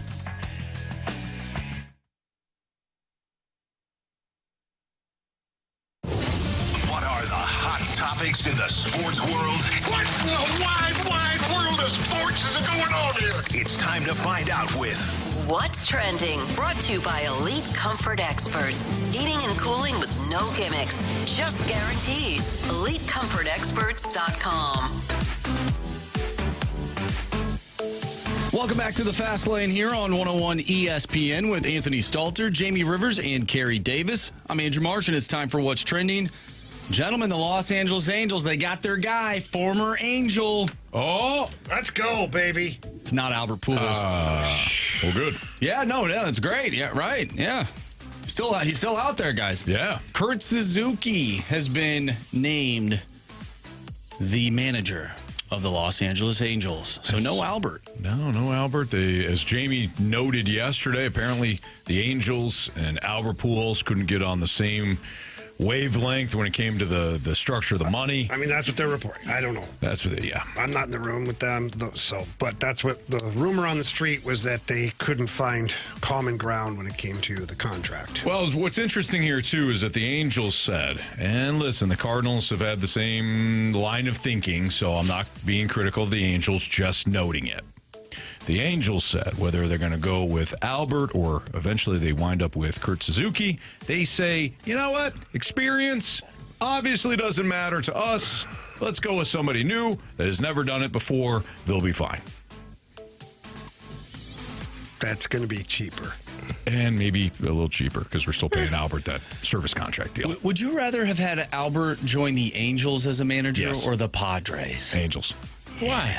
Because when the Angels eventually fail, Albert will be available, and he could be the next manager of our St. Louis Cardinals. Are you ready to get rid of Ollie already? No, not yet. You ready to fire him? I'm not firing Ollie. What did Ollie do? Wow. His contract would expire. Nah, they're going to re-up. Good. I think that's great. Yeah. They get paid a lot of money. I think Albert would be great in San Diego. Oh, don't do that. Yep, he's going to be great there. They'll have success. They'll love Probably him. will. The Cardinals won't be able probably to going to be awesome Significantly there. better team. So, Yeah. But I think we did finally learn that Albert doesn't like L.A. as much as Carey said he did. That's right. Right? For the right price, allegedly. I mean, maybe he loves California. Just saying. San Diego is an outstanding city. what's your deal, Carey? No, I'm talking back to geographically. It's an outstanding city in the country of America. United States. United States of America. America's. America. Which is in? North America. North America. That's right. Which is a continent. Yes. We learned that earlier. On planet Earth. Yes, sir. We're all Earthians. We're all human beings, Anthony. Yes, we Except are. for Except for Jamie. Yeah, he's an Jamie's alien. definitely He's an alien. not. Really? Yeah. Yeah. We're still there, right, guys? Well, Look at you got his playing name. that you haven't proven otherwise. Something an alien would do. All right. Only an alien You're would. doing exactly what an alien would do right now. Yeah. Remember that time he was off for a couple of weeks because he said he had surgery? Yeah, now he went back up to the mothership. Yeah. to reboot Download all the Reboot him a little information. bit. Yeah, exactly. Yeah. And they cut them open. Sure they did. Yep. Did. I don't think so. My main databases. Plug something in the back of his head and download it. What they saw was terrifying. They unplugged it quickly. They're like, whoa, this can't be right. Let's reset. Whoa, plug it back in. Oh my. What is he doing? Gonna bypass it. The aliens had to get a hacker in there. Yeah. He's got a virus. He's got a virus. Oh, no. Oh, man. All right, let's move on to the NBA, shall we? NBA. NBA is actually starting up tonight, gentlemen. Perfect segue. We got the defending champion Oklahoma City Thunder taking on the Houston Rockets. OKC, a 6.5-point favorite in that one. And then the late game, the LA Lakers, the new-looking Luka Doncic. Oh, yeah. He looks different now. No LeBron James, though, is he? He's out, ain't he? He's hurt Ain't already? he injured? Yeah, he's been, I think he's going to miss the first 3 to 4 weeks. Well, they're taking on the Warriors tonight. That's Carey's team. I have a feeling where the bet the board play will go tonight for Carey. Carey, yeah. Little points, rebound, assists. Steph Curry. You know how it goes, huh? Golden State, a 2.5-point favorite tonight as they take on the Los Angeles Lakers. Who do you guys think, if you guys care, who wins the championship this year? You guys have a team in mind? Wait, is it the finals? NBA? Hang on, is it the in-season tournament or the play-in? Wow, you know what? That's a great question, Jamie. I mean, the NBA has so many awesome things to offer. We don't. Continue, Marshy. What? Well, I'm just asking. Yeah, it's like, I mean, the in-season tournament is similar to like the Four Nations, is it not? The intensities are identical. Yeah, it is. For sure, Carey. The All-Star game is not. Because when you turn on the TV the next day or open up social media, they were playing hard in the play-in or whatever that was. In-season tournament. That in-season tournament. People aren't asking. They just don't play hard. Why are they on that funny court? Now, that was a terrible. That at all. That was a terrible decision. Where are they playing? Yeah. What is this game? Is it count for league play? No, they don't ask any of those questions. It's a good question, Marsh. That's why you asked it, I'm sure. It is, yeah. Quit asking. I mean, OKC did an outstanding job last year. Same team, pretty much. Yeah, pretty much. And they're young. They got the Utes on their side. The Utes just lost to BYU, though. Yes, they did. Not those Utes. Different Utes. The Utes. Yeah. So who do you got? Golden Need an State. answer. I'm going Golden State, man. What the hell? Oh, man. The hell? All right, I will go with the Minnesota Timberwolves. Whoa, Anthony. I don't know about that one. Yeah, Minnesota Timberwolves That city's cursed. gonna win it all this year. I was going to say Cleveland could be in there as well, somehow, some way. They got banged up late in the year. They were a really good team all last year, but they got a little nicked up towards the end of the year, playoff time. So we'll see how they rebound this year. So your geography teacher chimes in and says the Lakers will win it all this year. All pro sports are scripted, and it's LeBron's last season. You know that's the script. No chance. Boy, I don't think so. It's LeBron's last season, huh? Do we know that for sure? He's gonna go to the Knicks. I remember when you said that. That was with BT. Yeah. Still holding out hope. Wow. I said he's gonna finish his career with the Knicks. Did you? Like 9 years ago. It was a while ago, that's for sure. You thought it was going to be done then? Or Well, no. I just said eventually he's going to go to the Knicks. He might. It's still in play. It is. Yeah, give me the Warriors. Healthy. I think if Steph doesn't get hurt in that playoff series last year, they probably win. So, give me the Warriors. Okay. All right, there you have it. I'll tell you what, though, Anthony. Not a huge basketball guy, but I am interested to tune into the NBC broadcast because there's a certain theme song that will be back.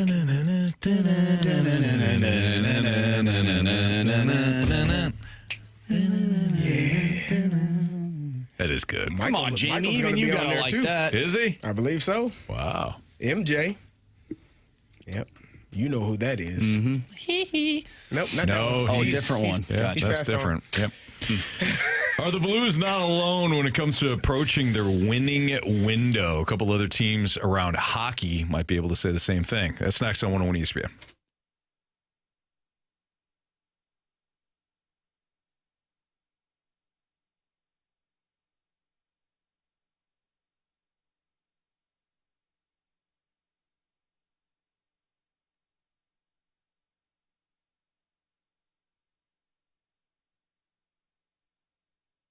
I love what Cardinal Glennon is doing. This time of year, they offer an opportunity for you to get the Cardinal Glennon card presented by Edward Jones. It's 10 days from October 17th through the 26th, your Glennon card will unlock 20% off at more than 340 local shops, restaurants, and attractions.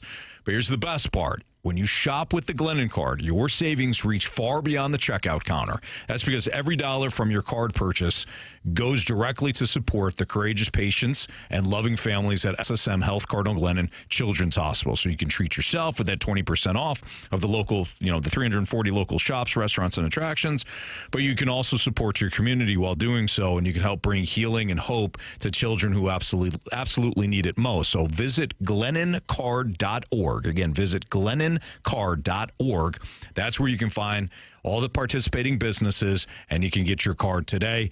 So save now, give big, and feel good. It's the Glennon Card presented by Edward Jones.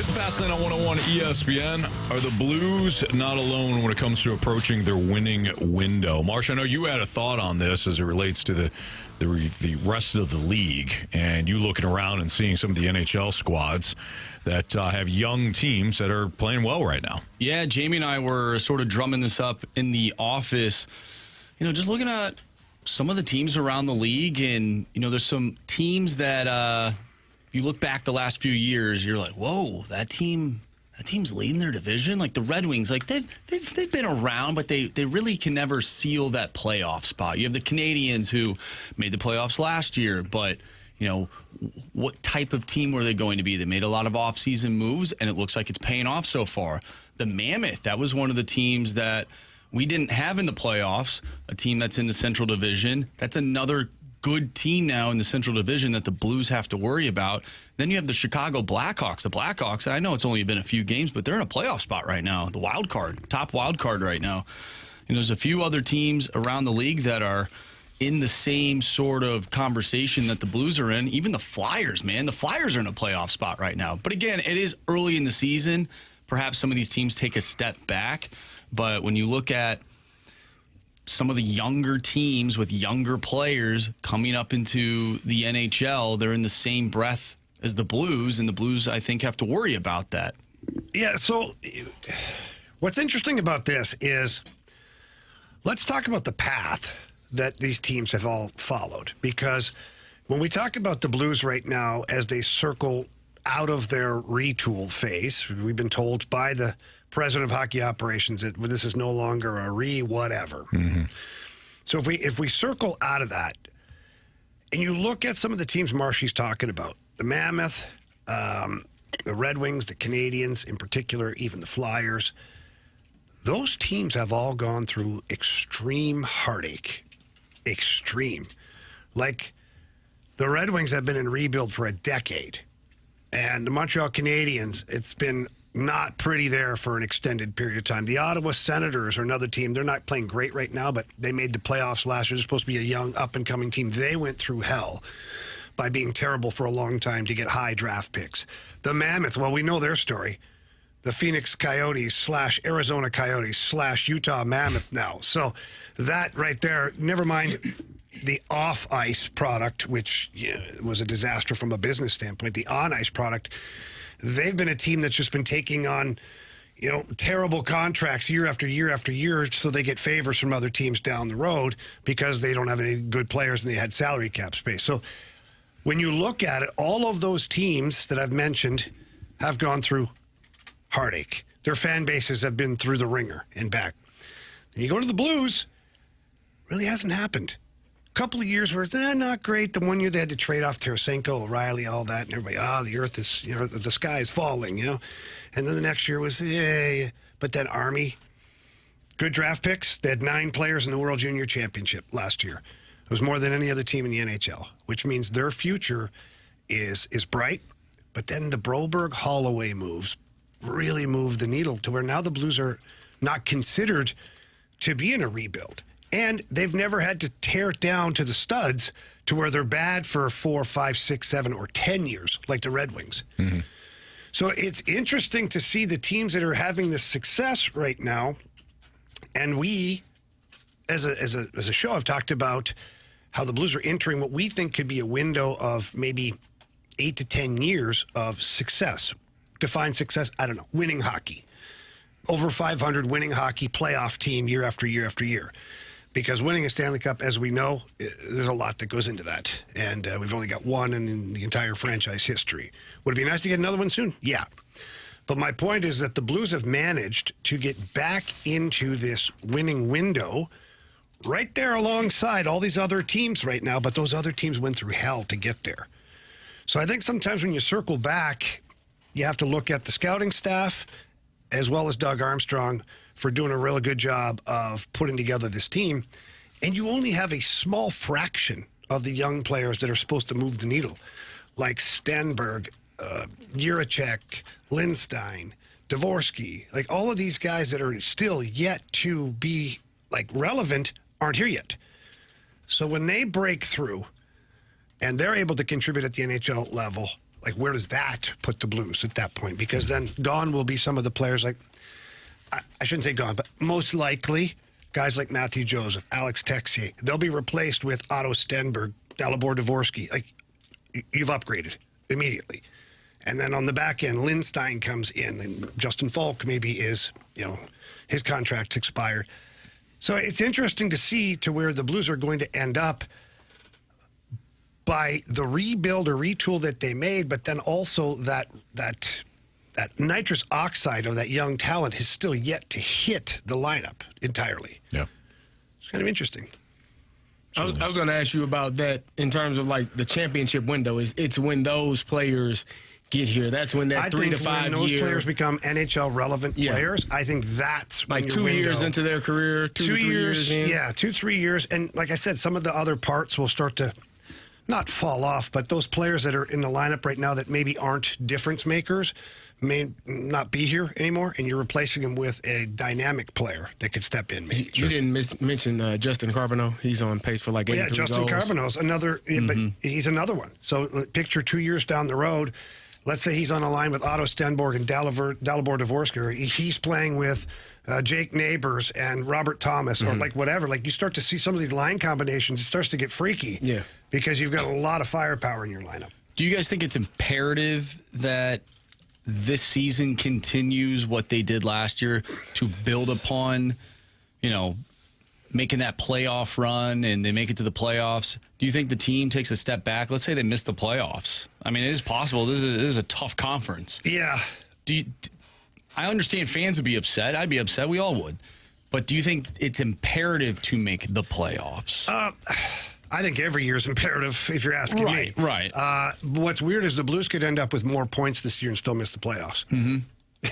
Because the conference is so freaking deep, But from a record-wise, a regular season-wise, you would say, well, the team, from a point standpoint, they improved and they're building. And I think if they're more consistent, too, Marshy, I think if you don't have to rely upon a 12 or 13-game winning streak at the end of a season, I think that's where you show improvement too, to where you're in the playoff mix for the entire length of the season.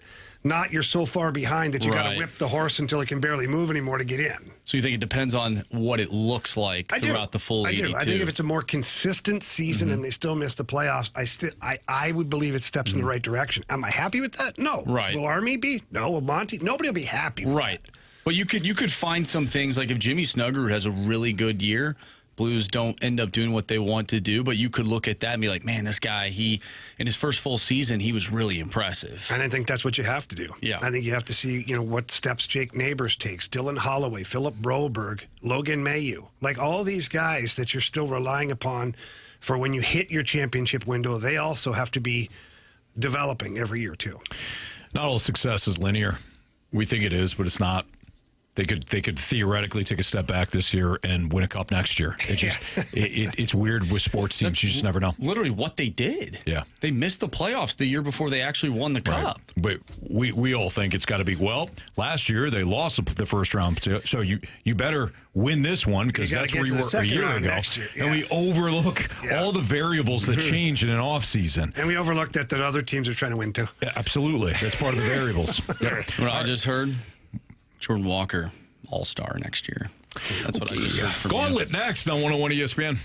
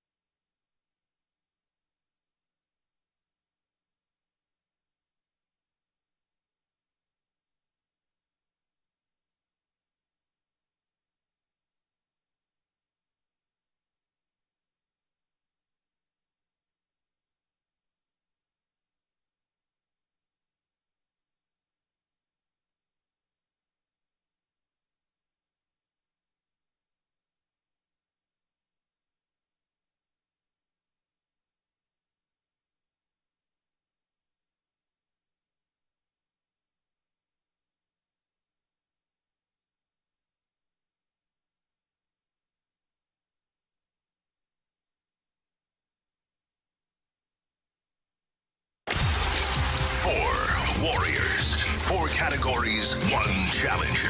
Can you survive the gauntlet? Brought to you by Blue Note Roofing. Roofing, siding, and gutters. Visit BlueNoteRoofingSTL.com for a free inspection. 403, your time check is brought to you by Clarkson Jewelers, an officially licensed Rolex jeweler, with Andrew Marsh, Carey Davis, and Jamie Rivers. I'm Anthony Stalter, and we welcome in Lane. What's up, Lane? How's it going?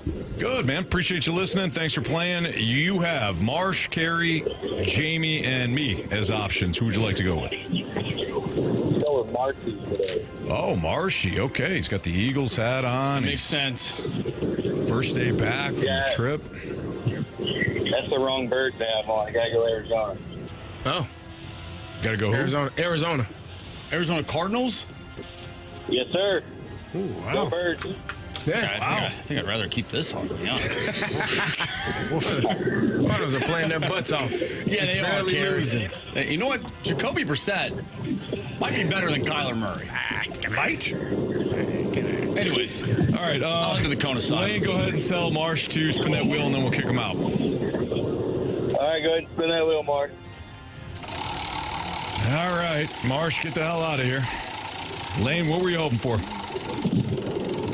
I feel like if I say it, it's going to be the total opposite, so I'll wait till it's done said. Okay. All right, we do have it. So what were you hoping for? What were you hoping for? Anything but hockey. Oh, man, you must have been thinking it too loud. Yeah. You got hockey, my friend. Oh, that's just great. Sorry, Lane. All right, you're going to get 4 hockey-related questions. Each one is worth 2 points unless you ask for the options. If you ask for the options, those questions become worth 1 point. Are you ready? Yes, sir, ready. The last time the Blues dropped their season opener on home ice was the year after they won the Stanley Cup, when they fell to which team 3-2 in overtime? Give me the options, please. Florida Panthers, Chicago Blackhawks, or Washington Capitals? Go with the Blackhawks, final answer. All right, Lane, question 2. Who scored the first Blues goal of the season last year in Seattle?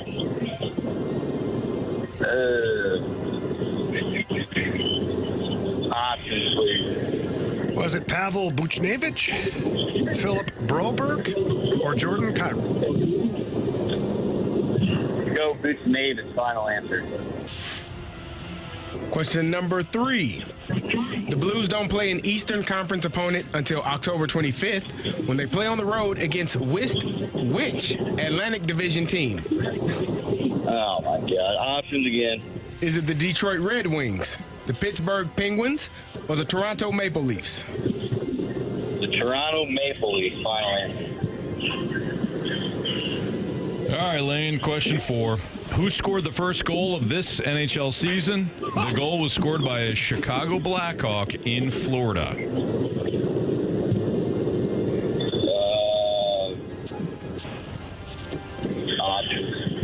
All right, was it Toivo Teravainen, Frank Nazar, or Connor Bedard?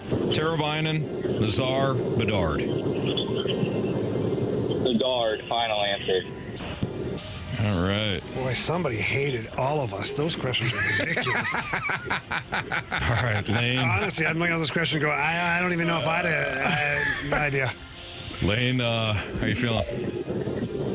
Not too great. Oh, here comes the Eagles. The Eagles have landed here. Eagles fly. Marshy's back. Okay. Marsh, how was the cone of silence? Oh, it was good. It was silent. Nobody in there. Oh, man. Just you. Just me and my thoughts. Marsh, your category today is hockey. Okay. Are you ready? I'm ready. I'd say pack a lunch, but Marsh, pack a lunch. maybe a lunchable. Nah, pack it. Wow. Could be a bad omen for me. Never know. The last time the Blues dropped their season opener on home ice was the year after they won the Stanley Cup, when they fell to which team 3-2 in overtime? Ooh, good question. 3-2 in overtime. You said home opener? Last time the Blues dropped their season opener. Season opener. On home ice, yes. Oh, on home ice. Okay. Season opener at home. I don't know why. I feel like it was the Colorado Avalanche. I think the last time they lost the Jets was I think the year they won the Cup. I think it was a 5-1 game. They lost to the Stars as well, but that was 2 years ago on the road. I'm going to go with the Colorado Avalanche. Final answer. All right, question 2. Who scored the first Blues goal of the season last year in Seattle? Oh, wow. I know Jordan Carey scored 2. Man. So I'm gonna use the options on this one. I think it might be someone obscure. Was it Pavel Buchnevich, Philip Broberg, or Jordan Carey?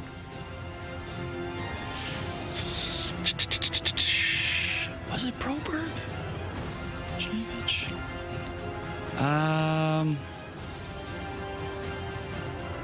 I'll go Kyrou. I'll go Jordan Kyrou. Final answer. Question number 3.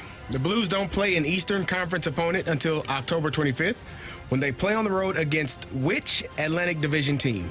That would be the Detroit Red Wings. Final answer. Who scored the first goal of this NHL season? The goal was scored by a Chicago Blackhawk in Florida. Oh, wow. Oh, that stinks because we were doing a show at that time. I had no idea who scored. I don't know. I'll go with Nazar. Final answer. All right. Let's go over these. Lane versus Andrew Marsh. The last time the Blues dropped their season opener on home ice was the year after they won the Stanley Cup when they fell to which team 3-2 in overtime. Lane, with the options, said the Chicago Blackhawks. Marsh, without the options, said the Colorado Avalanche. Correct answer is... Well, guys, it was the Washington Capitals. Washington Capitals was the correct answer. Oh, my God, I was at that game. Come on, Marshy. I didn't listen to the question. Come on, man. I didn't listen to the question. Could cost you. Could cost you big time. Probably will. Who scored the first Blues goal of the season last year in Seattle? Lane said Pavel Buchnevich. Marsh said Jordan Kyrou. Correct answer is... Jordan Kyrou. Marsh up 1-0. The Blues don't play an Eastern Conference opponent until October 25th when they play on the road against which Atlantic Division team? Lane said the Toronto Maple Leafs. Marsh said the Detroit Red Wings. Correct answer is... They're going to Motown, Detroit Red Wings. How'd you know that one? Because I have Halloween plans that night, and I want to watch the game. It starts at 6, so I plan to watch the game and then go out for Halloween. I knew they played the Red Wings. Go. Judge Wapner at 4. Always drive on Sundays. What? That's not weird, but Jamie coming across some documentary on ESPN late at night. Oh, yeah. That's the point. Andy, I like to plan my life around sports games. You don't do the same? I can't. No. Got a wife and kids. All right, who scored the first goal of this NHL season? The goal was scored by a Chicago Blackhawk in Florida. Lane went with Connor Bedard. Marsh went with Frank Nazar. Correct answer is... Frank Nazar. Lane. You have chosen poorly. You lose today. Marsh, you were already in the cone of silence, but Lane said anything but hockey. Yeah. Anything but hockey. This hit Marshy's wheelhouse, though. This wasn't really hockey. No. This is like remembering dates and people, and like that's right in Marshy's wheelhouse. And Marsh wins 5-0 today. But Lane, good news is you're a really good dude because Marsh only pistol whips good dudes. Well, thank you, fellas. I told you nothing but hockey there. That's pretty bad. No, you're fine, Lane. Yeah, you're fine. You pick that head right up, okay? All righty, thank you, sir. All right, we'll see you, man. Good job, Lane. Later. Lynn's disappointed. And I don't think he's disappointed in the loss. I think he's disappointed that he got hockey. Finally gets on the gauntlet, and he gets hockey. He didn't want hockey. He didn't want hockey, and then those are really challenging. And he got hockey. Well, you know what? At least he didn't drive up 9 hours north to lose like I did this weekend. That's true. That is true. Yeah, of course I did, Carey. I'm part of the team, part of the fan base. Sorry. He was celebrating. How did it feel up there, Marshy? Did you feel like you're I had a great time. People think you're local? I mean, no. I don't know. Nutcase? What? Why is he a nutcase? Why wouldn't he be? He went to the game, tailgating and stuff. I did. It was fun. That doesn't make him a nutcase. That makes him a fan. I'm a fan. He's a nutcase. Look at him. That's because his team lost. Yeah, but that's okay. He's terrible at making Gary, bets. he's wore all sorts of outfits. He has. He's been getting. He's worn every helmet this year. He really has. Literally, all 3 teams that they've lost to, I've had to wear something goofy. Had to wear something goofy. And guess who they, not this Thursday, guess who they get to play next week? Lions. Yeah. I might try and find one of those huge foam football helmets. Oh, my gosh. Yeah. But I had a great time. That stadium is super cool. There you go. It's really cool. At least you had fun. I did have it. I had a great time. All right. High-profile college firings. We keep seeing these in college football. Are they the product of pay for play? At least one college football legend thinks so. We'll tell you what he said next on 101 ESPN.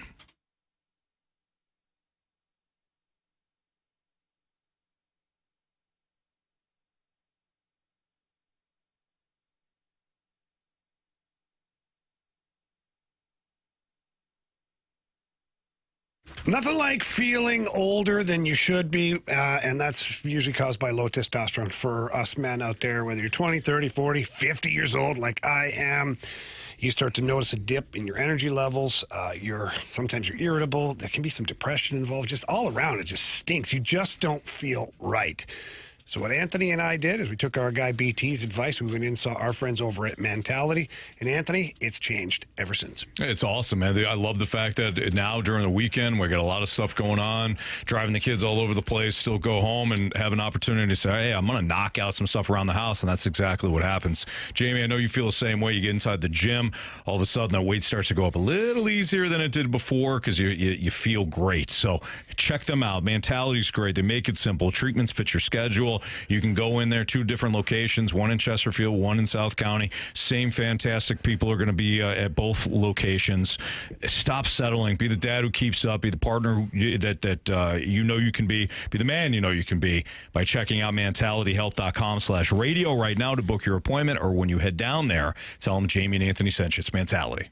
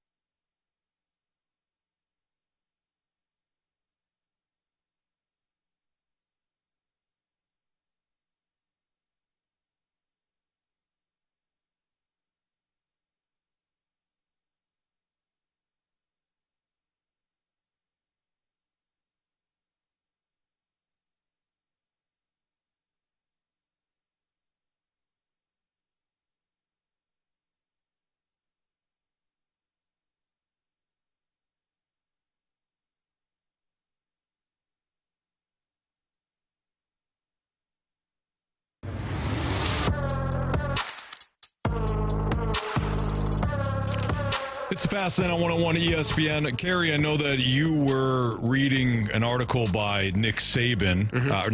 The article included some quotes by Nick Saban, who feels as though the latest college firings could be a product of the pay-for-play situation that we have in not only college football, but college sports overall. What did you feel? Did you feel like Nick Saban was speaking the truth? Well, I thought I'm gonna read a quote from him, which I thought was pretty direct and to the point. He says, I'm not surprised because everybody's raising money to pay players. Talking about the NIL and how that NIL world works in terms of paying players to come to play for your university.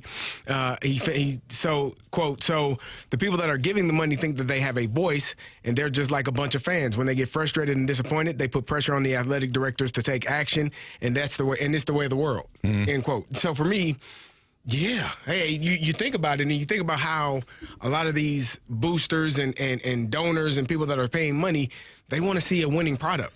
They're not paying for these collegiate players to come here and for your team to lose. And so if you're getting the players that you want, if you're paying for the players to be on the field and they are doing their job, well, what's the next course of action? You got to look at the leadership. And you got to say, hey, maybe it's not the players, maybe it's the coach.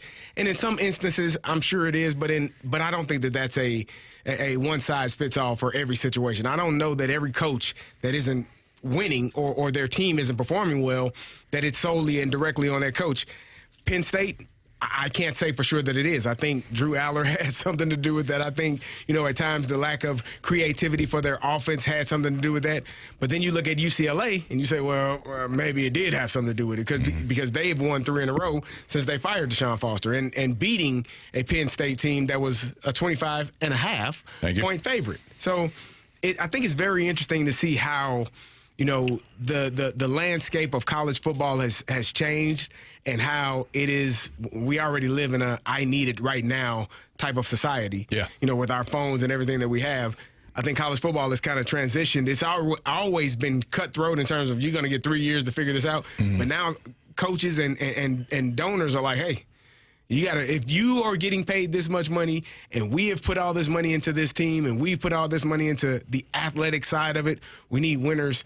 And I think it's very hard to win games if that's the type of pressure that you're going to be on week in and week out. People already feel entitled when they don't pay for something. Correct. They feel entitled to say, hey, we see it sometimes on the show. People talk about what I want to hear. I just hopped in my car for 2 minutes. Why aren't you talking Blues? We just talked about it for 3 segments. Then you missed them, sir, ma'am. Talk about it again, you sons of you steaming pile. There's a little entitlement there. Think about when somebody's paying big time money. And the coach isn't doing what they want them to do. But they're right, they're fans. So you get a lot of these boosters that might be sitting there in their suites, and they're watching the games. Like, I would have called that on 4th and 2. What the hell are they doing? Fired. Get this guy out. Well, of course, they're paying all this money. Don't leave now. About to fire that. About to fire that college football coach. Like, did you all see the lady when Alabama, after they had lost to Florida State, and the Powerball or the Mega Millions was up to over $1 billion, and they asked her, "What would you do if you won?" Well, I'd take this $20 million of this money and fire old Kalen DeBoer. I'd put towards this firing fund. Like, what are you talking about? She wanted that. That's how she sounded. Down in Alabama. Alabama. Yeah. My family. Sorry, that's Louisiana. I wonder how that lady feels now. I don't know. She's probably happy. She probably forgot that she even did that. I'll tell you what she's doing. She's waiting. I always liked that Kalen DeBoer. Yeah. I was telling my friends. He just needed to be pushed. Yeah. We need Mr. Saban back. Nick Saban used to tell a story about the time that he lost to Louisiana Monroe. Oh, I thought it was a different story. Yeah. Derrick Henry. It's funny because he told another story one time about Derrick Henry. Yeah. It's really good. I'll tell it to you sometime. Saban was telling, Jamie, listen to this so you can tell it again tomorrow. Okay. It'll be a couple days from now because I won't forget that soon. Tell it on Thursday. I won't be here. That way I can Where are you going? Oh, you're going to Washington. You told me yesterday. I literally told you that yesterday. Jeez, that's a big game, Anthony. What are we doing? Big game. This guy's never here. learned it from watching you. That damn BT started all this. Now I know they wanted me on the show, Marsh, because nobody else is going to be here. That's why it's your show, actually. Nick Saban was telling a story when he got fired at, they lost. Alabama lost to Louisiana Monroe. And he was like, I got to go face the media. I got to go face the players. I got to go face the recruits that, were there to watch. And, hey, it's not always going to be this way. He jumps in the car, and he was out of gas. Oh. So he had to go to the gas station, goes inside, gives the money to the guy or whatever. And he's like, he asks how he's doing, whatever. He's like, I'd be a lot better. Be a lot better if we fired that Nick Saban. He had no idea Saban right in front of him. Oh, one of the most recognizable college coaches. We're never going to win without Nick Saban. I'll tell you what. That is awesome. At that point, if you're Nick Saban, like you think, is he trolling me? Or is he like, what? Like, is he being funny? That would have been hilarious if Saban was like, totally. I'm with you. Agreed. Yeah, I second that. Yep. It is interesting, though, because we talked about James Franklin being fired. Billy Napier at Florida just got fired. UCLA firing Deshaun Foster. Florida State soon to fire. Florida State on looking like Mike Norvell could be on the outs. Luke Fickell up at Wisconsin. Another it's like dead men walking. I don't remember a time where Wisconsin's been this irrelevant. They are really bad. Wow. And maybe Hugh Freeze at Auburn. Like, you got a lot of names that are, and those are high profile jobs where, Wisconsin expects to be playing for Big Ten championship. Florida State expects to be in the ACC conversation and potentially in the national conversation. Hugh Freeze and Auburn, they are supposed to be the guys that knock off the big teams in the SEC. Like, there are a lot of high profile jobs that may be available. 3 of them already, but possibly more this offseason. So maybe the boosters, I think athletic directors and teams are going to have to figure out how to balance the availability for those donors and how much money they're spending in comparison to how much power they actually are going to be able to have. But when you spend money, Anthony, there's one rule. Man with the gold makes the rules. Yep. Yeah. It's Fast Line on 101 ESPN. The Air Comfort Service tax line is 314-399-9646. If you have any questions for us, send them there. Sports Six Pack Part 1 next.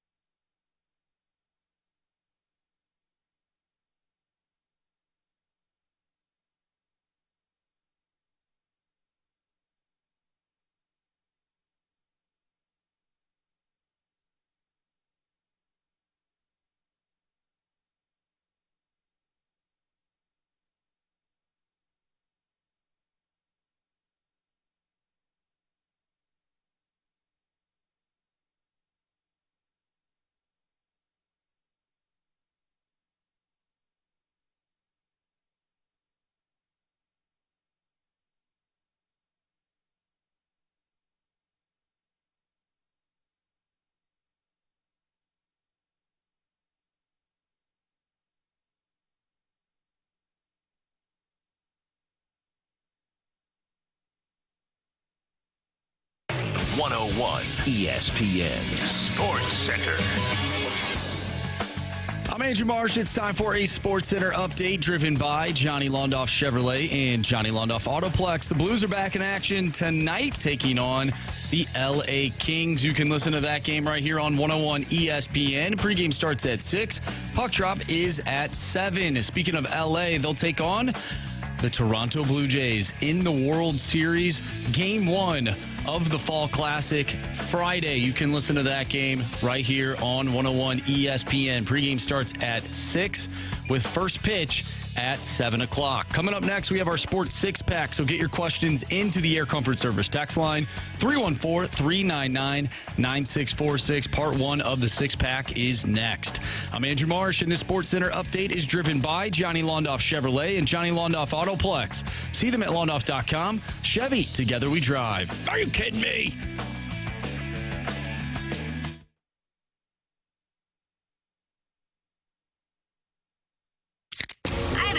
It's time for the Fast Lane to answer your sports questions. I want to ask you a bunch of questions. I want to have them answered immediately. Asking me all these weird questions. Answer the question. Answer the question. Answer me! Refreshed by Urban Chestnut. Urban Chestnut Swickle Light Premium Light Beer. Live your lifestyle, St. Louis.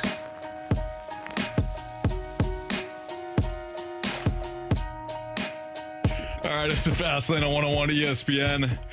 The Air Comfort Service tax line is 314-399-9646. Young Troy Polamalu. Yeah, no, not so much. Marsh, fired up. Question number 1. Fire up, Chips.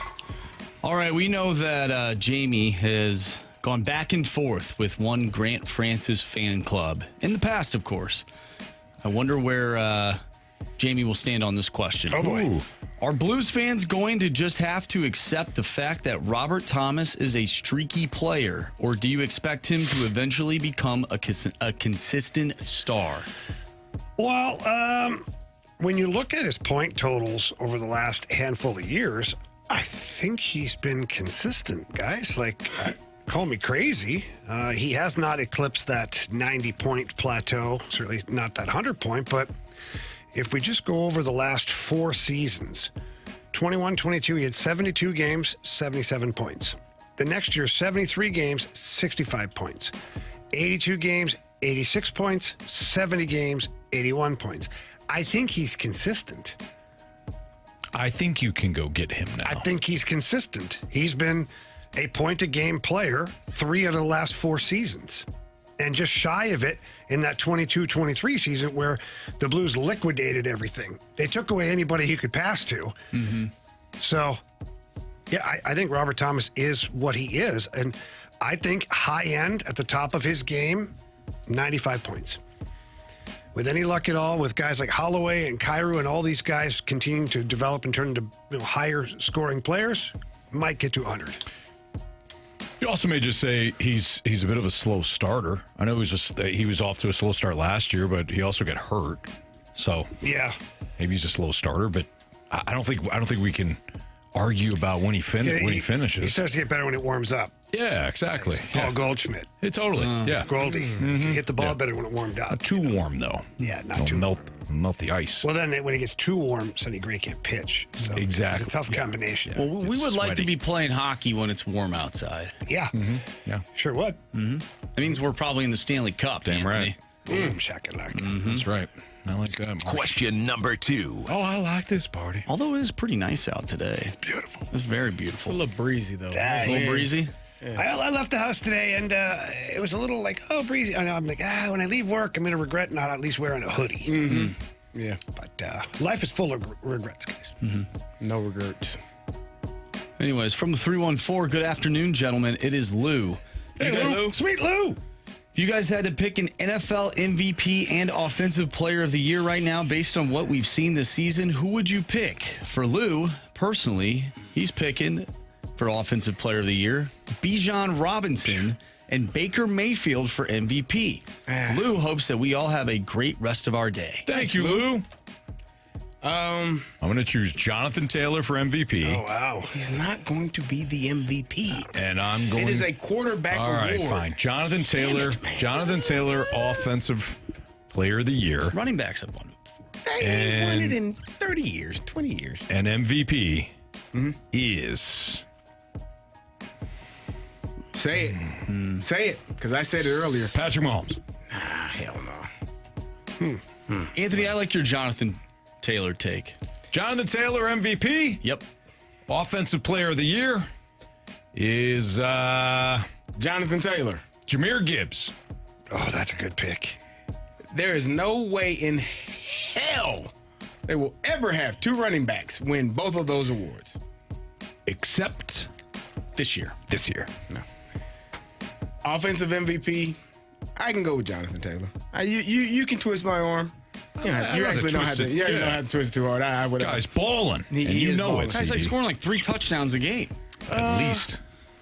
I do like Jahmyr Gibbs as a second Offensive Player of the Year candidate. MVP, man, I tell you. Thank you.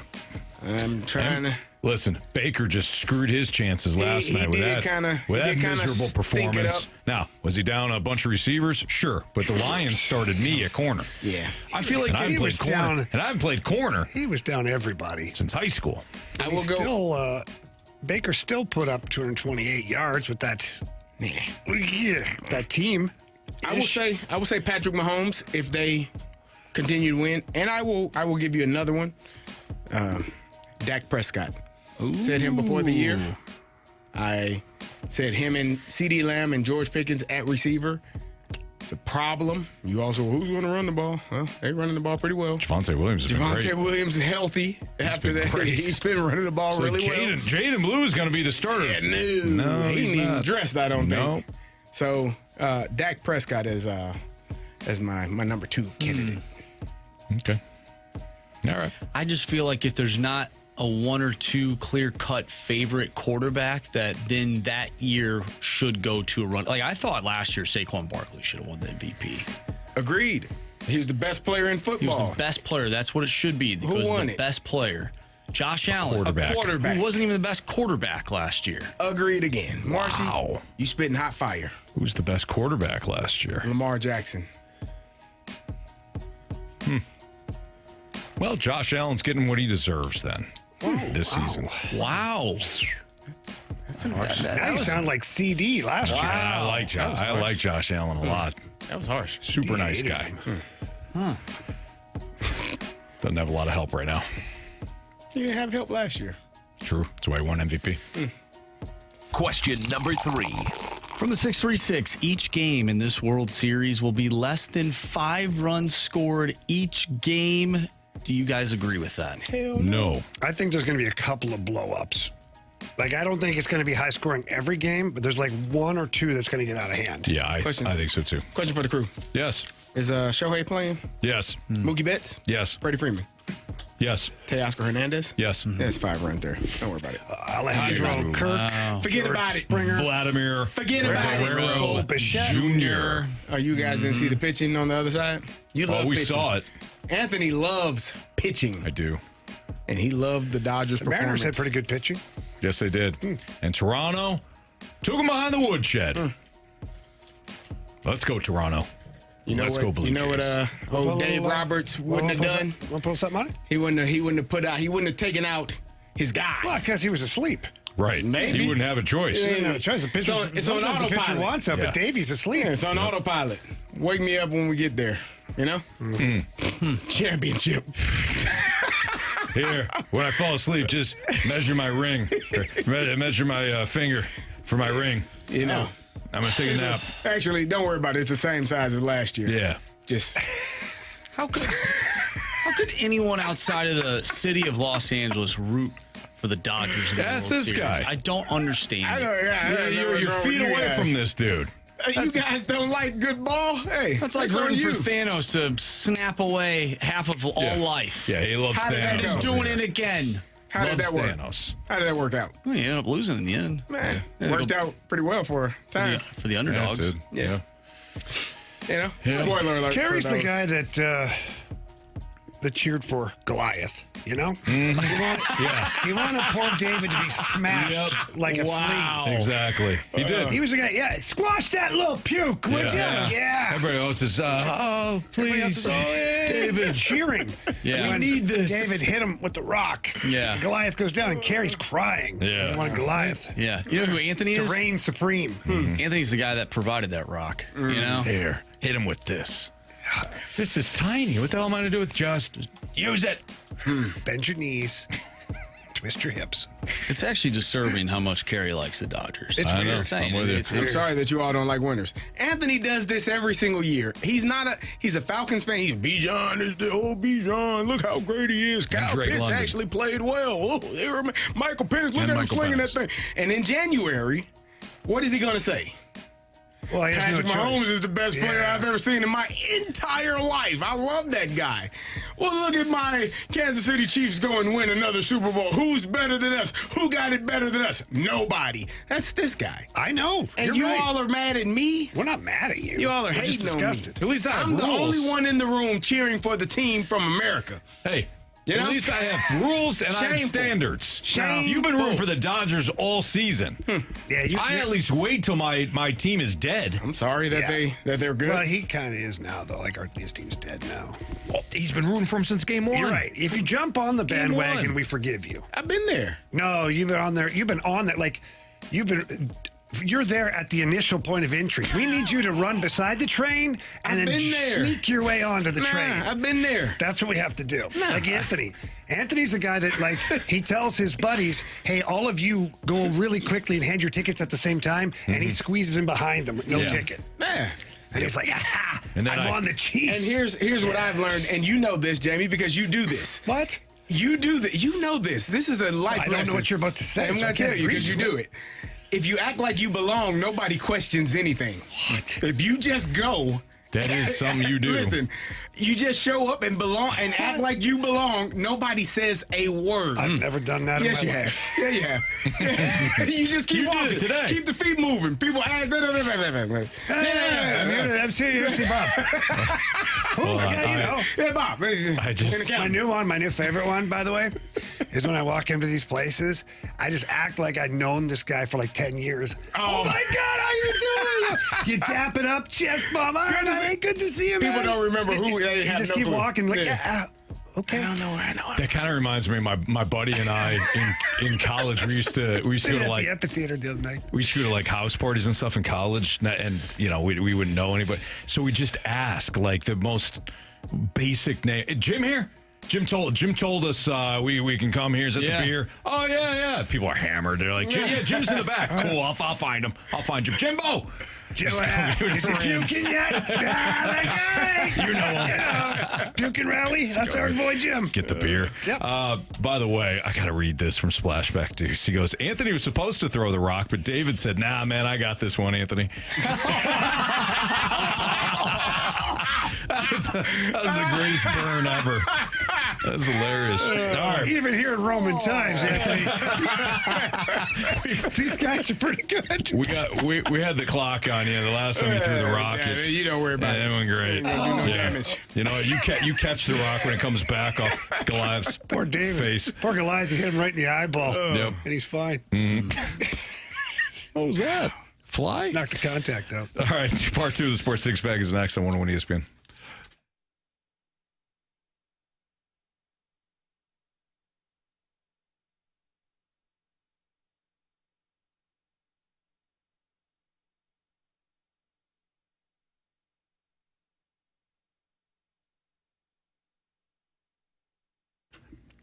Zwickle Light, product of my friends over at Urban Chestnut. It is an amazing light beer. It's life-changing, quite honestly, for several reasons. One, the taste is fantastic. It's locally brewed. It's a light lager with low calories and low carbs. Crisp, clean, and refreshing, and oh, so tasty.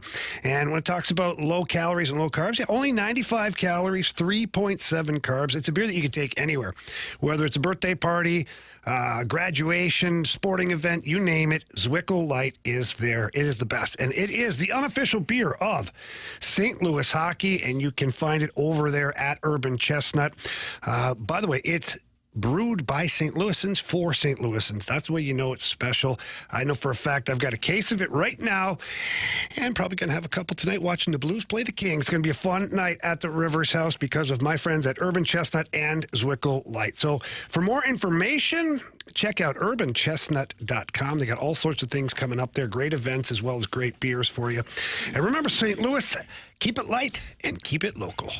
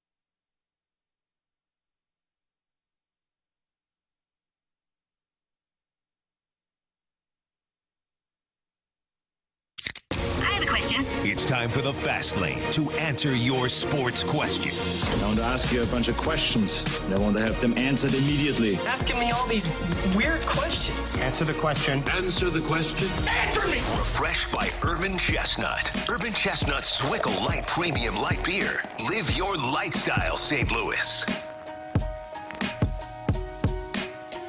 Part 2 of the Sports Six Pack is right now in the Fast Lane with Carey Davis and Jamie Rivers. I'm Anthony Stalter. Marsh, hit us with question 4. Question number 4. All right, this one comes from the 618. What is your craziest sports superstition? Oh, Marsh, go ahead. Oh, I mean, this is for you. This is right This up ain't your for alley. us. This is for you, my man. Oh, man. Why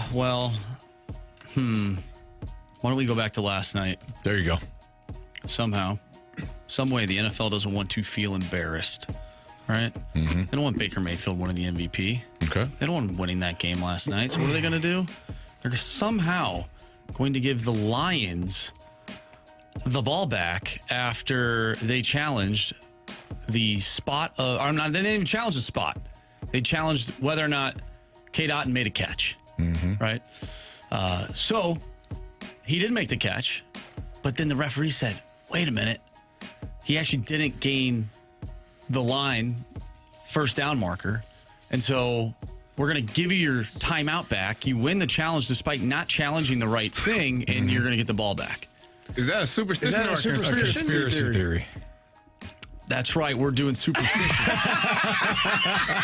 I was wondering where you're going with that. How is he going to get this? Yeah, how is he going to get that? I was thinking that too. Oh, blessing the couch. there it is. To win the World Series. I was wondering. I don't know. He kept getting more and more into detail. Yeah. Where are we going? Yeah. Where are we? But what I said first stands. That was a bunch of BS. It wasn't a first down. Well, I know, but they ruled it a first down on the field. The Lions challenged I thought they were challenging the spot. No, they didn't challenge the spot. Who knows? They challenged a couple of weird things. Oh, you're a Lions fan. He was agreeing with you. He was. Yeah, but there's an ulterior motive behind that. Come on. I'm trying to help you. I'm throwing you a life jacket. No, you're about to spin that in some way. Wow. They challenged something completely different and then gave them their challenge back because they, quote unquote, won the challenge, but they never challenged what the referee, the referee just went like, oh yeah, he actually didn't get the first down. What he said and what the referee heard is not Dan Campbell's fault. Correct. I'm sure he challenged. Now, Marsh, I am interested. Was the question about conspiracy theories or superstitions? No, superstitions, and I just immediately launched right into a conspiracy theory. I like it. He had to get that off his I actually did. I brought it up earlier. No one said anything about it. It really bothered me, though. So what was the question again now? The craziest superstition. For our own? Yeah. I used to listen to the same song at the same time, like in college when I was on the bus when we were going into the game. Like it had to be, especially like a home game, because I kind of knew how long the route was to get to the stadium. So at a certain time, I would play a certain song. And I mean, I'm not overly superstitious. I did when I was in Pittsburgh. Like if we had a night game and we had time to, after the hotel, we would go back to our apartments or our homes for a little bit. I would go to the Fuddruckers at the time, order the same turkey burger, scour that thing down, and then kind of leave at the same time, go the same path to the stadium. It was kind of a weird little superstition, but nothing too crazy. We got a good question, Carey. Mahomes Longbody wants to know, but did you know who sang the song? Oh, yeah, it was Tupac. Okay. I knew that. Yeah. I'm not listening to music. I don't know the artist. That's a good point. Yeah. Makes sense. I made a point of not really having superstition, so maybe that is the superstition. Like, I would take a different way to the rink here, to dress different, put my stick, tape it. I didn't have a superstition. You just did whatever? I never even looked at my gear. Like, some guys are like, look at their skates. I never looked at it because I'm like, I don't want any of it to be an excuse. We hated playing against guys like you because you didn't give a damn. No. Yeah. You were there for one reason and one reason only. To do my job, baby. That's it. I would just be like, I'm not going to get in my own head over gear, this, that. Oh, I forgot to put my stick a certain spot. No, I'm focused on one thing. It's when I get to the ice, I'm going to make someone's life miserable. Yeah. Had it, baby. Yeah. Anthony? I didn't have any. Not a one. You got a conspiracy? I don't even think I have a conspiracy. No. Wow. No. Well, either way, Baker Mayfield and those Bucks, man, they got They got host. They got host. He even went to the press conference after the game and said so. If I'm Baker, I'm talking about the fact that I scored 9 points. Our offense scored 9 points against literally all backups. They could add more. Okay. The rest and ruin it for him. You got to play better, man. Yes, you do. I can't hear complaining about the refs unless I hear the word Chiefs attached to it. Oh, stop it. Just saying. Come on. Just stop it. Oh, by the way, Travis Kelce, completed pass. No. TJ Hawkinson, incomplete pass. Right. Yeah. It was Now- challenge See, number 5. Now he's on board. Campbell. Now Jamie's on I'm mad at board. Dan Campbell. I'm mad at the referees. You're talking in my lines. It wasn't challenged. The Chiefs' play wasn't challenged. Well, okay. Every then why do touchdown we have is replay challenged. assist then? They just want to pick and choose when they want to do replay assist. It's a good point. Now New York's it calling wasn't a down all catch the time. for TJ. That Since was a when catch. did New York get involved? It wasn't. That was a Yesterday. catch. It wasn't a catch. That was a catch. He caught the ball. The ball hit the ground and it popped up, and by the time he regathered it, he was out of bounds. Now, if Carson Wentz would have threw that ball maybe 5 seconds earlier, or put it on him, it was nobody around him. How about that? I'm telling you, it was a winnable game. That was a winnable game.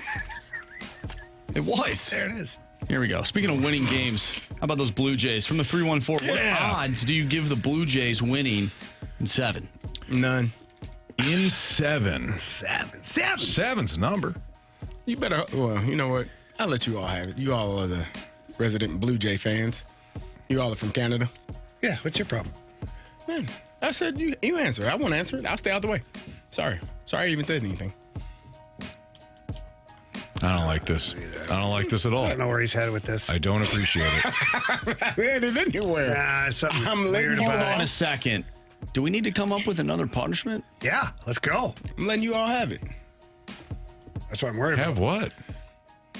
Whatever you want. You all are Blue Jays fans. Anybody against the Dodgers? I almost don't want to say anything now. Why? I don't know. You're up to something. Hey, man. Up to something. How about this? If the Blue Jays win, Carey can never root for the Dodgers again. And if the Dodgers win, we won't ever root for the Blue Jays again. I like that. That's a dumbass idea. No, it's a great idea. The only one that impacts is Jamie, and not even really him. Not even him. Marsh came up with a great idea. That is a terrible, one-sided idea. I think we should do it. And I think that's a great Carey one. has to FaceTime Mama Rivers and say congratulations. I wouldn't mind that. Yep. And Anthony has to FaceTime her and apologize for crap talking her for a whole series. I did not. You said some mean We'll come stuff. up with some she things. brought it up last night. No, she did. She did. She said, we'll that figure Anthony this can out. shut his mouth. She didn't say that. She said, yeah. I She's may have very added sweet. to that. We'll figure some things You out. may have added to a lot of things. All right. We've got the Fast Lane stack up next, which is the top 10 teams in the NFL. Carey pissed us off last week. I'm going to piss you guys off next on 101 ESPN.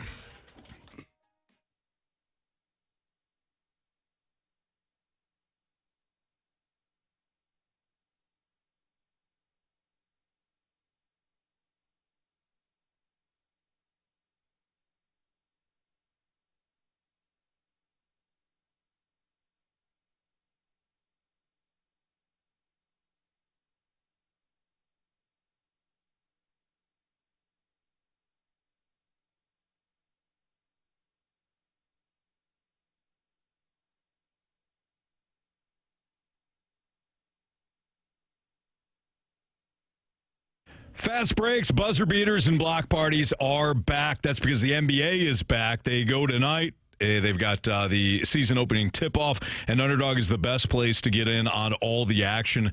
The best part is you can play right here in our state of Missouri. Playing on Underdog is easy. Just choose whether or not the players that you like will go either higher or lower on their stats. They've got points, rebounds, steals, assists. They've got fantasy numbers even. They've got it all at Underdog. And if you get your entries right, you can win up to 5,000 times your cash. I like SGA tonight against Houston to go higher than 32.5 points. I think Kevin Durant goes higher than 2.5 3-pointers made. Those are some of my picks. You can use them. You can fade them. Playing an Underdog, completely up to you, how you want to stack your card. But download the app today. Use my promo code Anthony to score $100 in bonus funds or bonus entries when you play your first $5. Again, use that promo code, just my first name. Anthony, Underdog. Make plays, win money. Must be 18 or older and present in Missouri. Terms apply. See assets.underdogfantasy.com/web/play and get terms _DFS_.html for details. Concerned with your play, call 1-800-GAMBLER or visit www.ncbgambling.org.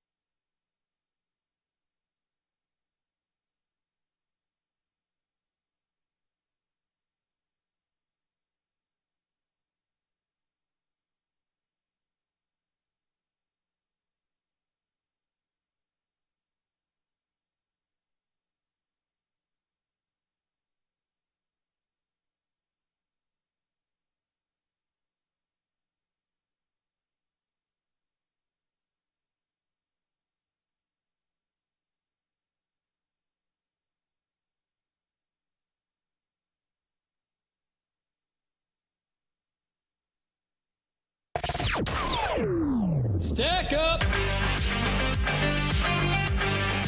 It's a Fast Lane on 101 ESPN. All right, boys, let's fight about this. This has been brewing.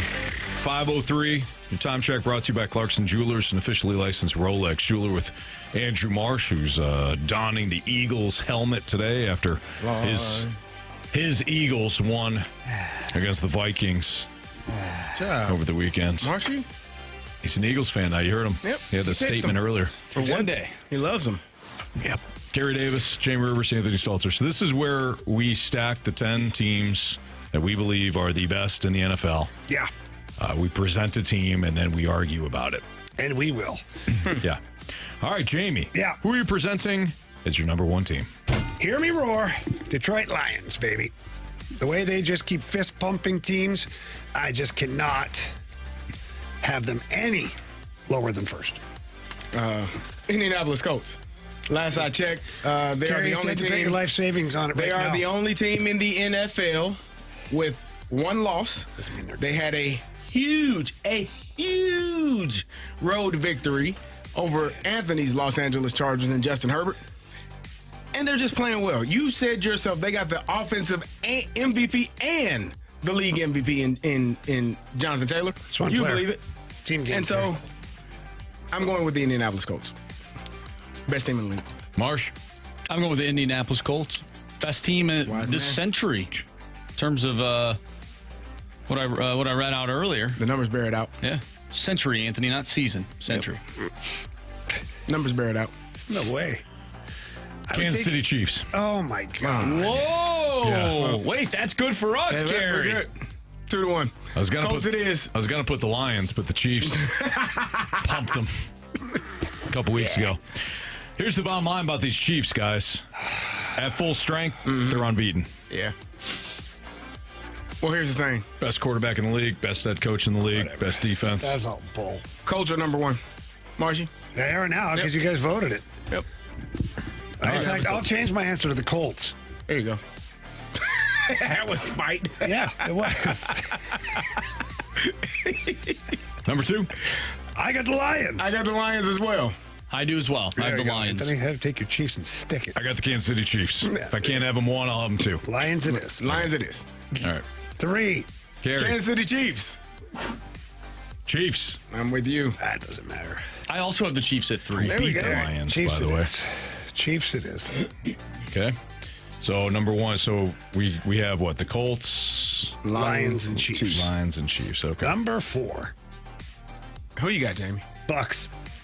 Did you not watch them play last night? I know, but they're still a good team. What the hell? They're still a good team. They've been running over everybody in the league, so. I got the Philadelphia Eagles. Marshy knows. Did you see that offensive performance the other day? Yeah. I saw the passing game. Jalen Hurts and Jalen Carter healthy makes a huge difference.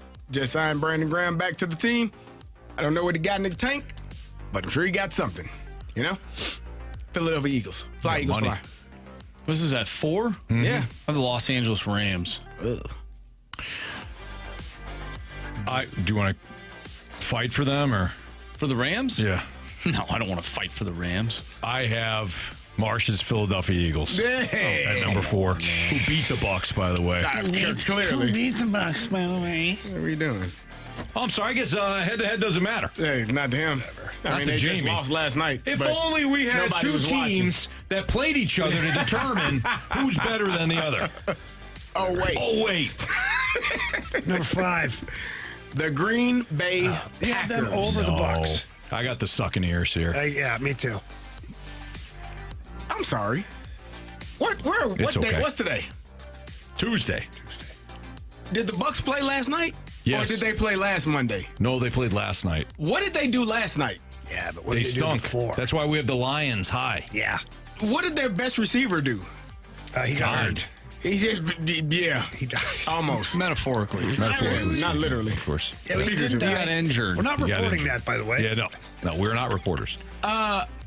Are we serious with the Bucks here? Yeah. I mean, I still have We LA. had them as the number one team a couple of weeks ago. Like Carey, come on, man. Carey, come on, man. Yesterday's price is not today's price. They would drag the Packers into the woodshed, behind the woodshed, on top of the woodshed. Yeah. Do you believe that? I do. You don't believe that? I do. Did you watch Antoine Winfield try to catch Jahmyr Gibbs last night? Nobody's catching It ain't Jahmyr happening. Gibbs. So quit asking. Nobody. Yeah, all right. Bucks it is. The horseshoe fell Marcy out of didn't go Baker yet? Mayfield's rear Yeah, end. to the Rams. Yeah, the Rams. I don't even have Green Bay in my top 10. I do. I know they had the second best percentage. They've looked terrible. They're squeaking out victories. They almost lost to the Bucks? Cardinals. They had to go for it on fourth down. The Packers. The Packers. Yeah. The Cardinals are a good team. So Mark Bucks my are words. 5. All right, 6. I got the Patriots. I got the Patriots. I don't know how y'all got the Bucks here, but hey, whatever. We don't. We have Bucks at 5. I don't know how you got You're them right. ahead of- Yeah. I don't know how you We got don't ahead have of- them here. We have them at 5. They literally just lost last night. What do you want to drop? You want to drop them out of the top 10? It was a good No, loss. they should be number It's a 8 good or 9. loss. It's a good Carey, loss. if it makes you feel better, I actually have Tampa Bay at 8. I got them at 8 as well. If this was Illinois, you'd have them higher. Yeah. If it was Because Illinois, they'd be Because they had a good loss. Did Yeah, they they lose had to a the number 1 team? Yeah. No, they didn't. Jamie's number 1 team. Yeah. And mine until I remembered the Chiefs beat them. All right. Wait, what do you guys have? Patriots. What do you have? Well, I got the Rams. But I actually have New England at 6, so I can fly with New England. They're playing good I ball. have the 49ers here. Well, I have the 49ers at 5. Well, what then do let's you- present what do you the present? 49ers at 7 then, Marsh. Wait, what are we we're having? on 6 right now. we're at 6 is Patriots. You guys all, yeah. Oh, Jeez. geez, he didn't say it. Well, He didn't hold on confirm. a second. Three of you had the Patriots. Well, hold on a second. Who do you have at 6? I had the 49ers. Okay, well, I have the 49ers at 5, so I'll flip to the 49ers then. Now we because have that's my debate. actual 5th team. I had them above New England. Okay, well, now you just complicated this. No. Anthony, I'll go with the New England Patriots. There we go. 7, I've got the Packers. I'll present the 49ers. As will I. I got the Rams at 7. 49ers it is. All right, I'll take the Rams, I didn't actually. know. I'll take the 49ers. Packers. Jesus, hang on. People are flipping here, left and right. We'll go around the horn one more time. What you got? I present the Packers. I present the Packers as well. Marshy? I'll present the 49ers. As will I. Oh, Come on now. Come on, man. 49ers. No way. Who has What do you mean, no way? The 49ers got everybody on their team injured. And what happened? They won on Sunday night. They won. They got George Kittle back, and that running And he game didn't completely have took off. a catch. No, but he was blocking because he's an actual tight end. Oh, man. Unlike Travis Kelce. So who has fewer losses? Green Bay, because they have a has tie. fewer losses. Hey, whoa. May I present to the jury here? I believe there was somebody that despised the fact that the Packers and Cowboys tied. That's that not on night. the Packers. That's on the rules. That's not on. That's on on the the rules You committee. hated it. I get And it. you wanted both teams kicked out of the league. Marsh? I do remember that. Thank you. Same guy actually said that you decide things, Anthony. Not this. I guess Not it's this. my No, show. I changed my mind. No. Not this. Just like everybody, just like Anthony changes picks. I changed my mind. Packers, man. The Packers and the Niners meet up right now. Deadlock? You just said the Packers. You didn't even have the Packers in your top 10. No, I didn't. I had was the me. Packers at 6. Oh, that my was bad. at 5. I don't have That the was him. Packers. I forgot. I'm sorry. You guys look alike. He's got a hat on. We are both wearing black. As if that's the determining factor. Hey, you got a hat on. That's exactly what I was thinking. All right, so we're in a what do we dead heat. do We here? flip a coin? Does anybody have a coin? I don't have a coin. Nobody has coins. Marshy, put it on the wheel. That's how we'll do it. I think we should go with point differential. No, hell no, because he just looked He just looked it up. Yeah, of course he did. Okay, well, Green Bay has a better point differential, so I guess we'll flip the coin. Let's flip the coin then. We'll spin the hang wheel. on. I like your idea. You're right. We should go with winning percentage. Is what we should do. All right, let me type in for the wheel. Really? No. Who's the other team? See, he doesn't even know. 49ers. Packers. He's a psycho. That hat's getting to him. It's been wearing it all day. His The claws poor are sinking in. SOB. All right, you guys, we ready to spin the wheel? Yeah, spin it. All right, well, hang on. No, okay. I love how scientific this is. Here we go. It's the best way to go about it.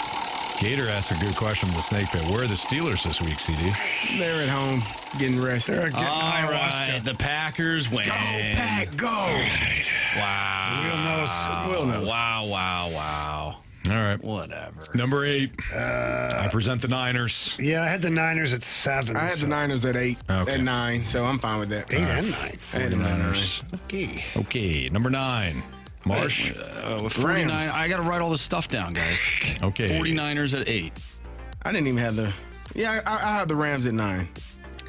I'm good with that. I got the Rams at 9, too. I had the Bills at 9. The Rams it is. Okay. Rams. 10?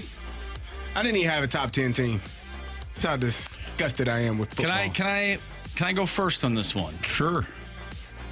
I have the Seattle Seahawks at 9. Didn't really love them last night.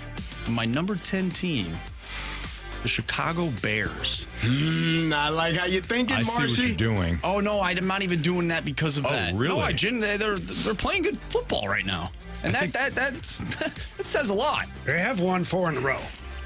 I'll give them that. I don't know if they're in my top 10, but Who do they play this week? They have a pretty easy schedule. they play They gotta be playing a the fourth-place Ravens. schedule, don't They play the Ravens. This is when the Ravens start to come back. they? Yeah, no. If Lamar's back. Yeah, I know. I'm with you, Jamie. You and I have been I'm saying torn.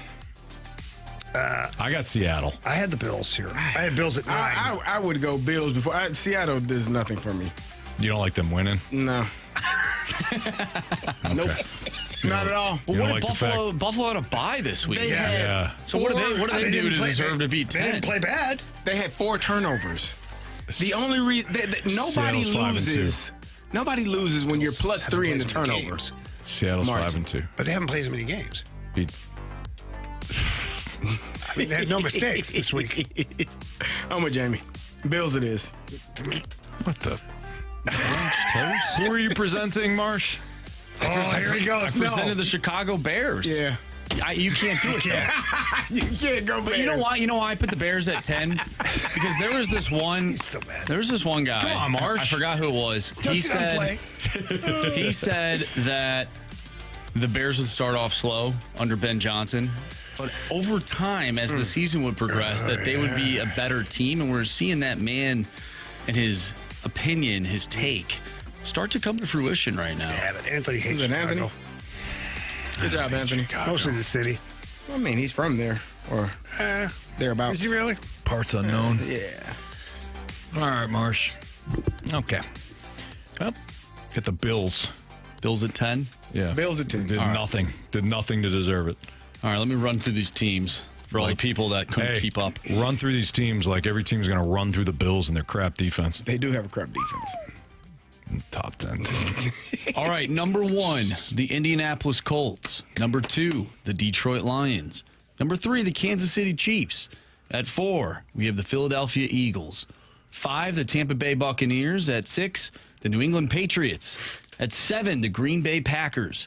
At 8, the San Francisco 49ers. At 9, the LA Rams. And at number 10, the Buffalo Bills. It's a rough list, guys. A real rough list. The wagons. All right. Somebody says, I can't imagine you guys as the NCAA football rankings committee. Oh, man. Illinois would be number 1. You damn right. Every week. But they lost by 53. Yeah, but they had It was a good injuries. loss. That's a hell of a loss. People banged up, man. We're going to dive into the Blues-Kings matchup. Next on 101 ESPN.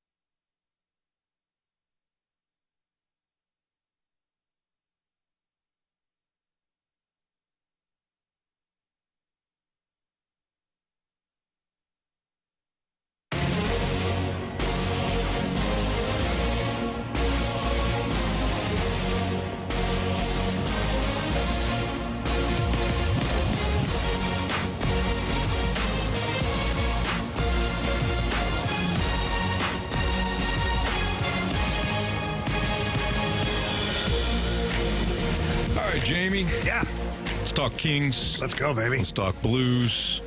What have you seen out of the L.A. Kings thus far that we need to be paying attention to tonight? Well, rough start for the Kings. 6 games played. They're 1-3-2. Only 4 points on the season. -7 goal differential. So they've had a tough start. Now, that being said, it's a good hockey team. They're deep. They've got some veteran presence.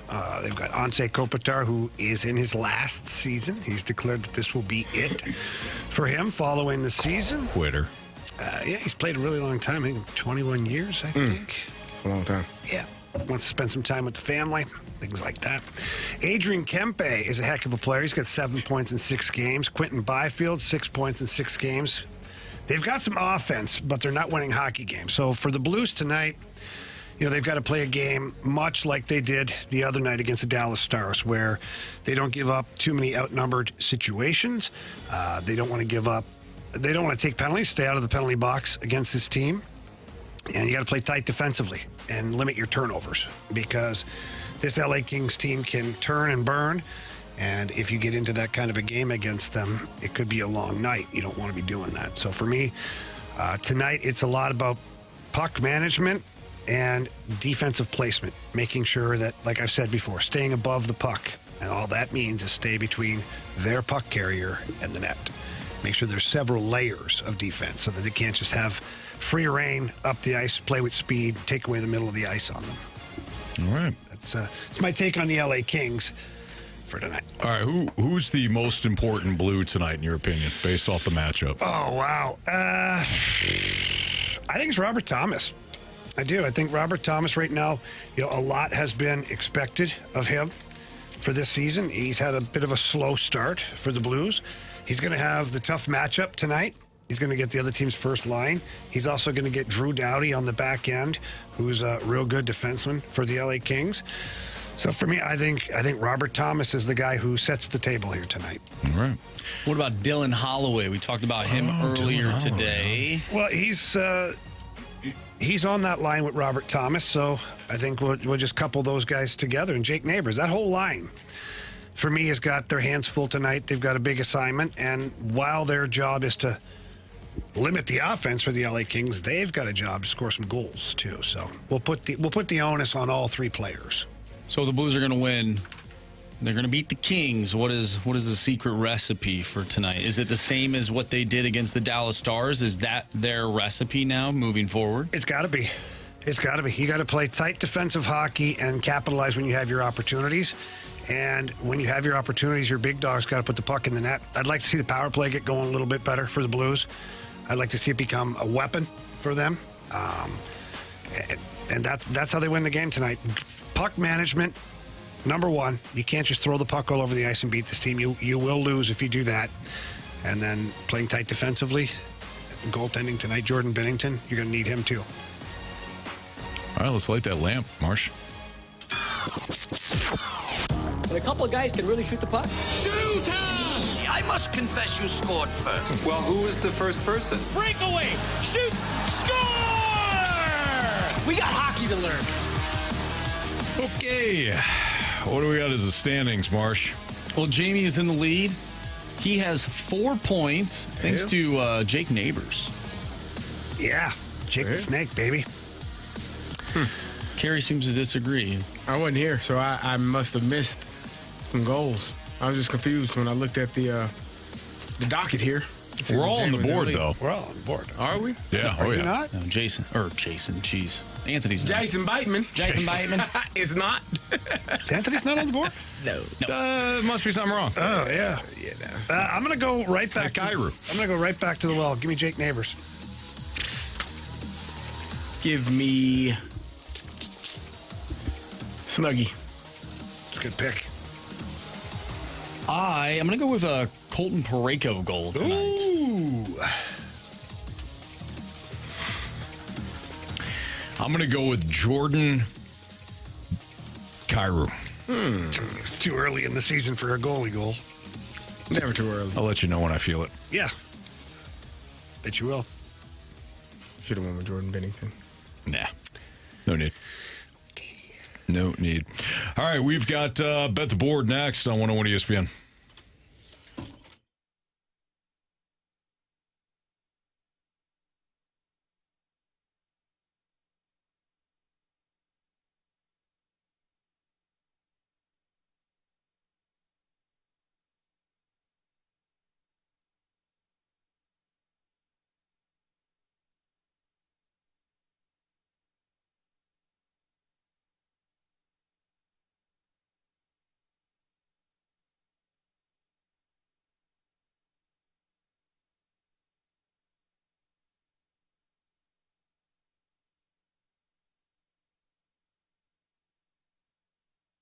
cheap, fun.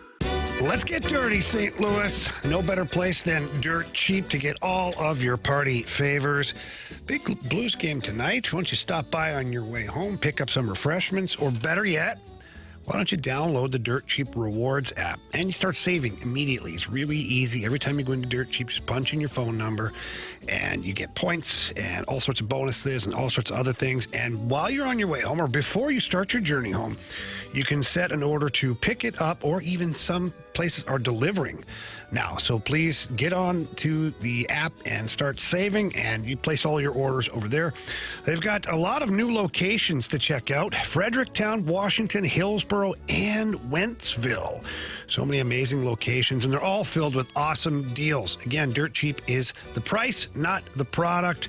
I get all of my party favors over there at Dirt Cheap. My bourbon, vodka, tequila, you name it, they are there inside, and they do a great job. And if you're looking for something or looking for a suggestion, ask the staff inside. They're awesome people. They're going to help you out. They're always going to point you in the right direction. For more information on all of this stuff, visit cheapcheapfunfun.com. That's cheapcheapfunfun.com. Remember to have fun, but please be careful out there.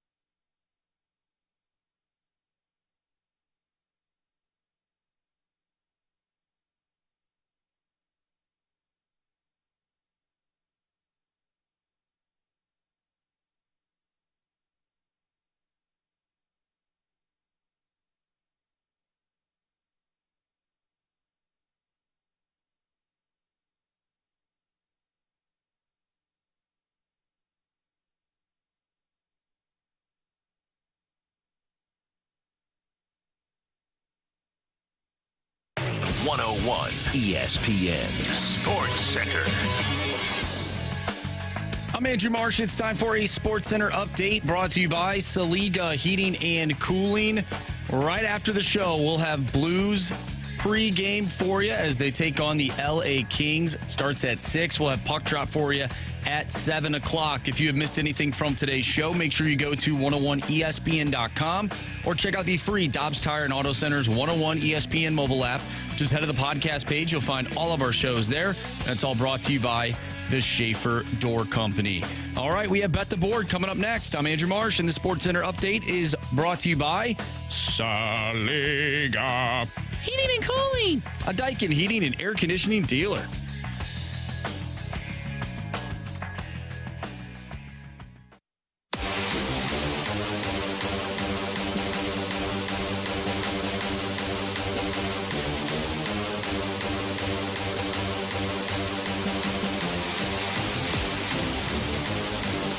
Time to Bet the Board here in the Fast Lane on 101 ESPN. Carey Davis, Jamie Rivers, Andrew Marsh.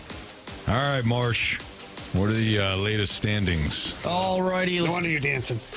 Let's take a look here. Carey is dancing because he is in first place with 11 points Unbeatable. this month. Yep, nobody will ever catch that. Nope.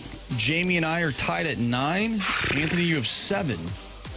Anthony, you got him right where you want him, Anthony. I'm struggling this month. No. In So everything. I missed like 3 in a row. In everything. Well, actually, I'm struggling at Bet the Board. I'm struggling in life. There's a place Spread you can go zone for that, picks. right? A place you can go for Start that? with H. Start with M? No. Mentality. I-Z. No. Z-O-U. Mentality. He tried. He did the alley. Yeah, off the backboard. You and he jumped up just and didn't use your hands. You just let it go. headbutted it. I thought we were playing football. You can't use your hands. All right. Go ahead, Carey. Give me Stephen Curry. Stephen. 35 plus points, rebounds, and assists. It's a big number. Go NBA. You get 34 Really? points, 1 rebound, 1 assist. Probably had like 6 assists. Marsh, you got. Well, Brad Marchand is playing his former team tonight as the Panthers take on the Boston Bruins. I believe Marchand is going to have over 18 minutes and 5 seconds of time on ice. That's a big number. All right. The Edmonton Oilers play the Ottawa Senators in Ottawa, the nation's capital, tonight. Oilers got a couple of guys who can really put the puck in the net. I'm going to take the first period over. It's 1.5. I'm going to go over that, and it's minus 130.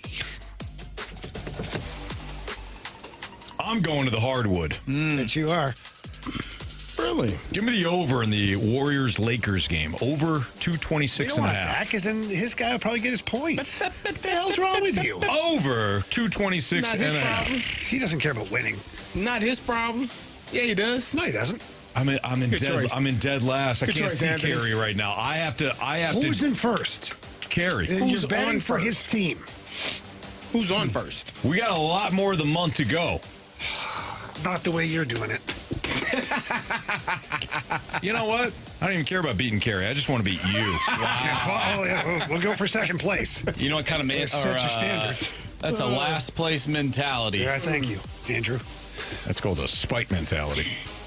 A lot of spite going around here. What happened? What did happen last night? Did you, Marshy, what happened? So, Carey, speaking of spite, you know, I liked the pick going in. I really did. If you looked at who Kawa was taking on, Yeah. if you looked at Katie Volnetz, she had lost 10 of 11 main draw matches when Wow. playing on hard court surfaces, but for whatever reason, she was the favorite, given 87.7 chance to beat Kawa. How did Kawa Unfortunately- do? Well, Kawa won the first set.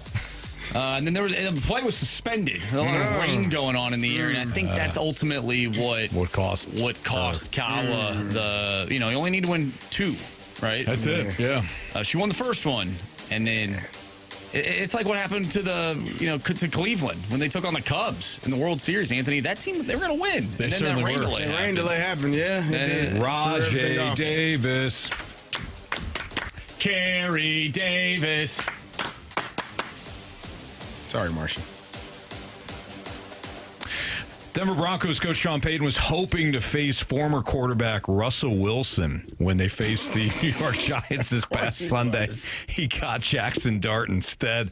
That caught Wilson's attention. Oh, I saw that. Classless, but not surprised. Didn't realize you're still bounty hunting 15-plus years later through the media, Wilson wrote on X, followed by some laughing emojis and the hashtag Let's Ride, catchphrase he used at the end of his news conference while a member of the Broncos from 2022 to 2023.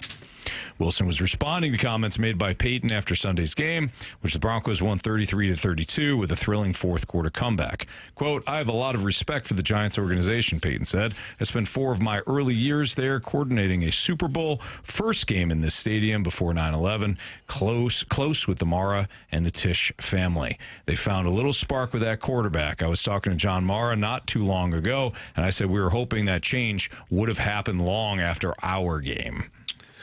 He's not really spiting Russell Wilson. It was unnecessary. But no, it was more of a compliment to Jackson Dart. Exactly. He's giving a compliment to the organization for picking a good young quarterback. Do you think Sean Payton gives a damn about who QB2 or QB3 is on that team? Yeah, if it's Russell Wilson, if it's Jackson Dart. He don't care about Russell Wilson. He don't care about that guy. Yeah. Not at all. Their relationship was probably terrible. That's because Russ was terrible. Well, you're not wrong. You know what he was when you got him? Yeah, terrible. Sean Payton didn't want him. It's a good point. He's like, I don't want this fool. Well. And he is a fool. He's Russell? Yeah, he's something. Russell's a good guy. No, he's not. Is he? Sure, he's a decent human being. Carey, have you read some of the scouting reports on him? Yeah, I saw some of the news. Not great. I think you would hate him. Yeah, I do too. Yeah. I think you would have. If I put you two in a room for a weekend together, only one of you is coming out of that room after it's not Russell. I think Russell will be fine. No. He'd figure it out. The thing about this is when you're in those environments, people learn really quickly when to, settle down. He hasn't. No, I mean, when you're in those environments with certain people, like they realize, you've been in spaces with those people that, and then when you're there, they somehow or another, they figure it out. I had a situation like that a couple years ago where I'll tell you about it later. Yeah, but Russ doesn't seem to get it. Yeah, well, he probably haven't been in a room with those type of people. I don't know. Yeah, I'm sure. He didn't have a problem in Pittsburgh. We don't know because Pittsburgh doesn't say much. Well, Russell Wilson, not the only quarterback criticized. Jamie, I know you saw this one too. Boy. The winless New York Jets are planning a quarterback change. Sources told ESPN with owner Woody Johnson weighing in Tuesday with stinging criticism of the incumbent Justin Fields. Johnson, this is again the owner, said the decision is completely up to Coach Aaron Glenn, who is moving forward naming Tyrod Taylor the new starter. The sources said, but Johnson left little doubt about his view on the matter. He praised Glenn for, quote, turning around parts of the team, but added it's hard when you have a quarterback with a rating that he's got. I mean, he has ability, but something just isn't jiving. You have to play consistently at that position, and that's what we're going to try to do the remainder of the season. Wasn't the worst thing he said. No, I don't think he's wrong. Well, just wait. He's not. Because then he delivered this line. If we can just complete a pass, it would look good. Oh, God. Ouch. Yeah, just when you thought it was safe to poke your head up. Yep. That's not too bad. I mean, his last 2 games, he threw for terrible. 45 and 46 yards, man. That's terrible. And he played the whole game against Denver. So yes, he did. It's not like he was taken out at halftime or first quarter. This past one he was. Yeah, that's what I'm saying. The Denver game, he played the entire game and he threw for 45 yards. Like, what are we doing? Yep. Anyone? No? Not playing good football. Yeah. That's for sure. It's not great. Yeah. All right. It's Fastlane on 101 ESPN. When we come back, we'll wrap things up with what we learned, 3 stars of the day, maybe some criticisms and compliments. That's all next in the Fastlane.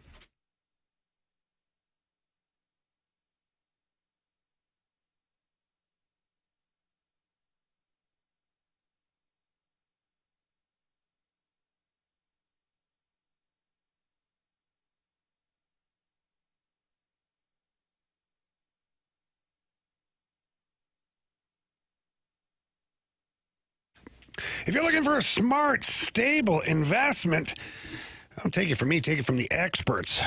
Lots of rich people here. Warren Buffett, Bill Gates, even Jags owner Shad Khan getting involved in this. But you don't have to be rich to get involved with U.S. farmland. I was just telling my guy Carey all about it. He loves to dabble in some of this, too. He's going to give my guy Chris Bronner a call over there at AgVest. And one thing you can depend on with U.S. farmland is steady returns, long-term growth, and real stability. So even when that stock market is all over the place and you get up and you get the cold sweats, you're like my guy Carey, get a little anxiety going, you don't have to worry about it. When you buy U.S. farmland, again, those steady returns just keep going and going. And if you own farmland, AgVest can help maximize its value with full-service management. Whether it's sourcing or diligence to rent or even tenant selection, they can help you out. So please call AgVest founder Chris Bronner at 618-520-7022. That's 618-520-7022, or visit agvestadvisors.com. Buy land. They're not making it anymore.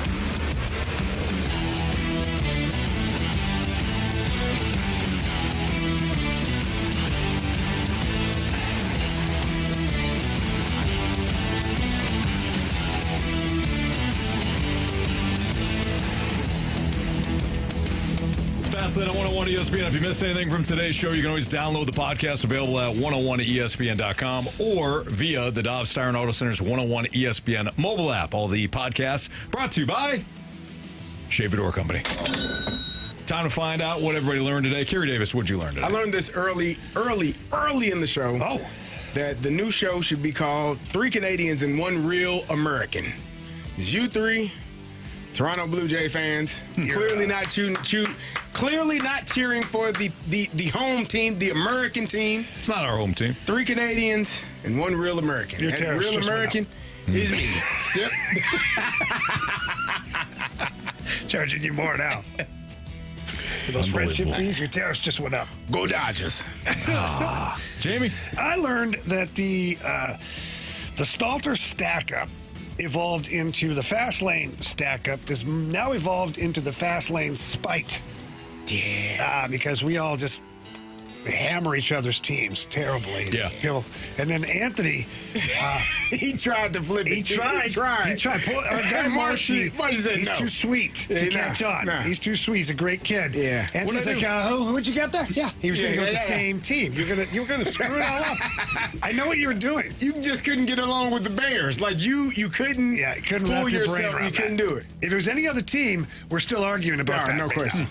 The Bears? Yeah. I didn't like the fact that you guys had the Bills either. Yeah, but you were going to have to go and choose the Bears. You wanted I was thinking about it. See? The fast lane Just so you guys didn't get the Bills. I couldn't do it. Yeah. Couldn't No. get his I even brain tried to around hype up that one guy who had that take. Yeah, about the second half, the Bears Yeah. being the second. Well, I'll vote for them in the second half of the season. But Marsh, You know they won come 4 on, straight. man. You know, Seahawks won 5 in a Not a total. row. Yeah, nobody's watching that. Whatever. Marsh, what'd you learn? I learned, and this wasn't much of something that I learned, but it's more of a reminder, and I appreciate the text line for throwing this in earlier in the show, that the last time the Blue Jays won the World Series, which was 1993, it was the same time and the last time that a Canadian team won the Stanley Cup. It is. Yep. Oh, so congratulations to the Ottawa Senators. I'll take it. Probably the Montreal Canadiens. And Brady That'd Tkachuk. be great, wouldn't it? Matthew wins it 2 years in a row, then Brady wins it the next year. Huh? You guys think Matthew celebrated the cup? If Brady ever wins it, he's going to need like personal handlers. This kid's a beauty. It's a beauty. We were at the Lainey Wilson concert, and we were down in the pit area, and it reminded me of the last time I was in the pit area there. It was for Morgan Wallen, and we had quite the crew there. It was myself, Brett Hull, Pat Maroon, Matthew Tkachuk, Robert Thomas, and Brady Tkachuk. Dang. Pretty good crew. Well, as we're there, we're just kind of on the outside, and then Brady, Frank the Tank, he's enjoyed a beverage or two. He's like 6'4" to begin with. Puts his hands up in the air and just starts dancing his way through everybody, bulldozing everyone right up to the stage. Reaches up, gets a little high five from Morgan Wallen. You'd have thought he was a 7-year-old child. Turns around, the biggest smile on his face, so happy.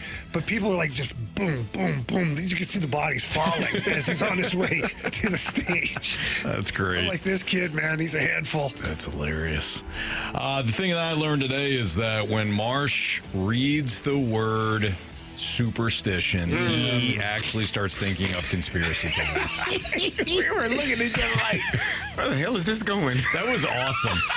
That was the greatest. I thought he was totally trolling us on that. No, it's just had a brain fart, I've been there. It's been a little foggy these past few days. Yeah. Well, it's good to have you back, Marsh. Oh, I appreciate it. It's good to be back. I've never had the brain fog. By the way, I've ever told you the story about Derrick Henry. When he was at Alabama? Yeah, you told tells a us great that story. story Yeah, about you that, told yeah. us that story. Absolutely. Okay. Good story. All right, Marsh, you got any criticisms and or compliments? So Grant Francis fan club chimes in and says, Marshy, you made it sound like me and Jamie are adversaries, like Lisa and Ollie or CD and Chester. I agree with Jamie 98% of the time. And, says something else. So That wasn't very nice. That was uncalled for. What do you say? Nah, we'll leave it at that. Okay. You know what? Maybe that number went down to 97 or 99. Based on events of tonight, we'll leave this one alone. Yeah. Okay. All right. Miss something? Yeah. I definitely did. Did I? I did. Oh. Yeah, I don't. Yeah, tell me later. Yep. It's a tell you later thing. From the 314, Bolduc will score a hat trick in Game 7 as the Canadians win the Stanley Cup. Wow. And you know what? I'll be happy as hell. Yeah, man. There you go. Who wouldn't be? Why wouldn't you be happy for people? I don't like the narrative that we have to cheer against Boldy or that hope that he sucks. That's how I feel about the Dodgers. I don't like the narrative that we got to cheer against the Dodgers to prop other people up, you know? No, you can cheer for the Dodgers. Definitely got to cheer against the Dodgers.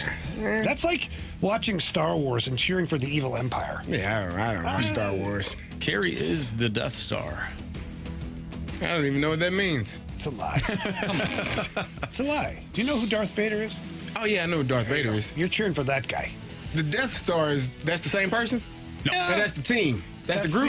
The spaceship that looks like a planet. Mm-hmm. Oh. And he blows up every other planet in the universe. Yeah. Did they win in the end? No. No. No, I guess it's not the same then, huh? They did with a little old team from Canada. They did win in one of those documentaries. In fact, they returned. Oh, yes. Yeah. Yes. All right. Yeah. Okay. All right, let's just move on. You guys don't like Star Wars. No, It's time for the Fast Lane's 3 Stars of the Day. Presented by Circus Sports Illinois. Sports betting the way it should be. All right, let's start with the third star of the day. You guys probably forgot that this was even said today because it happened so early in the show. But a big shout out to the Toronto Blue Pen. Oh, yeah. Yes. The blue Let's pen. do this. They're going to do a nasty job. Yeah, they are. That's that blue pen. Second star of the day goes out to conspiracies and superstitions. Yes. Combined. That would be a dangerous combination. Yeah, combine them. And our first star of the day goes out to America. Which one? We don't know. It's up for you to The decide. American League. Yes. Also known as the Junior Circuit. And why is that? I have no idea. The senior circuit is the National League. Why? Because it's younger. Because they were first. There The you go. junior circuit Well, would yeah, be if you're not first, you're younger. first. It's a good point. Yeah. More seasoned. Yeah. We got Blues Kings pregame for you starting in about 5 minutes. Alex Ferrario will be on the pregame for that. Of course, we'll have the puck drop between the Blues and the Kings at 7 o'clock. Tomorrow we'll have the Blues Kings breakdown for you. We got to start getting into the big matchup this weekend for Mizzou and Vanderbilt, as well as Illinois, Carey, going to Washington. ILL. I. Yeah. Hey, you don't worry about it. That's good. That's good. All right. Stand by myself. They're going to do well this weekend. I agree. That'll be fine. They're going to win? They're on Thursday. Hell yeah. They're going to win outright? Yeah, boy. What are you going for? What do you don't get any Aren't they moral underdogs in this victories? Ain't get any moral victories. 4.5 points or something? Like Who 5. keeps up with that stuff? It doesn't matter. It's interesting. Well, if you download Circus Sports Illinois, the app, you get the best odds in there, but even they're having a hard time. You can also do Illinois as the favorite. You can also do that on FanDuel. That's a great app. Yeah. Get that going. After that, you head over to Underdog. They got college football stats, too. Just go higher or lower on the Spend all your stats. money.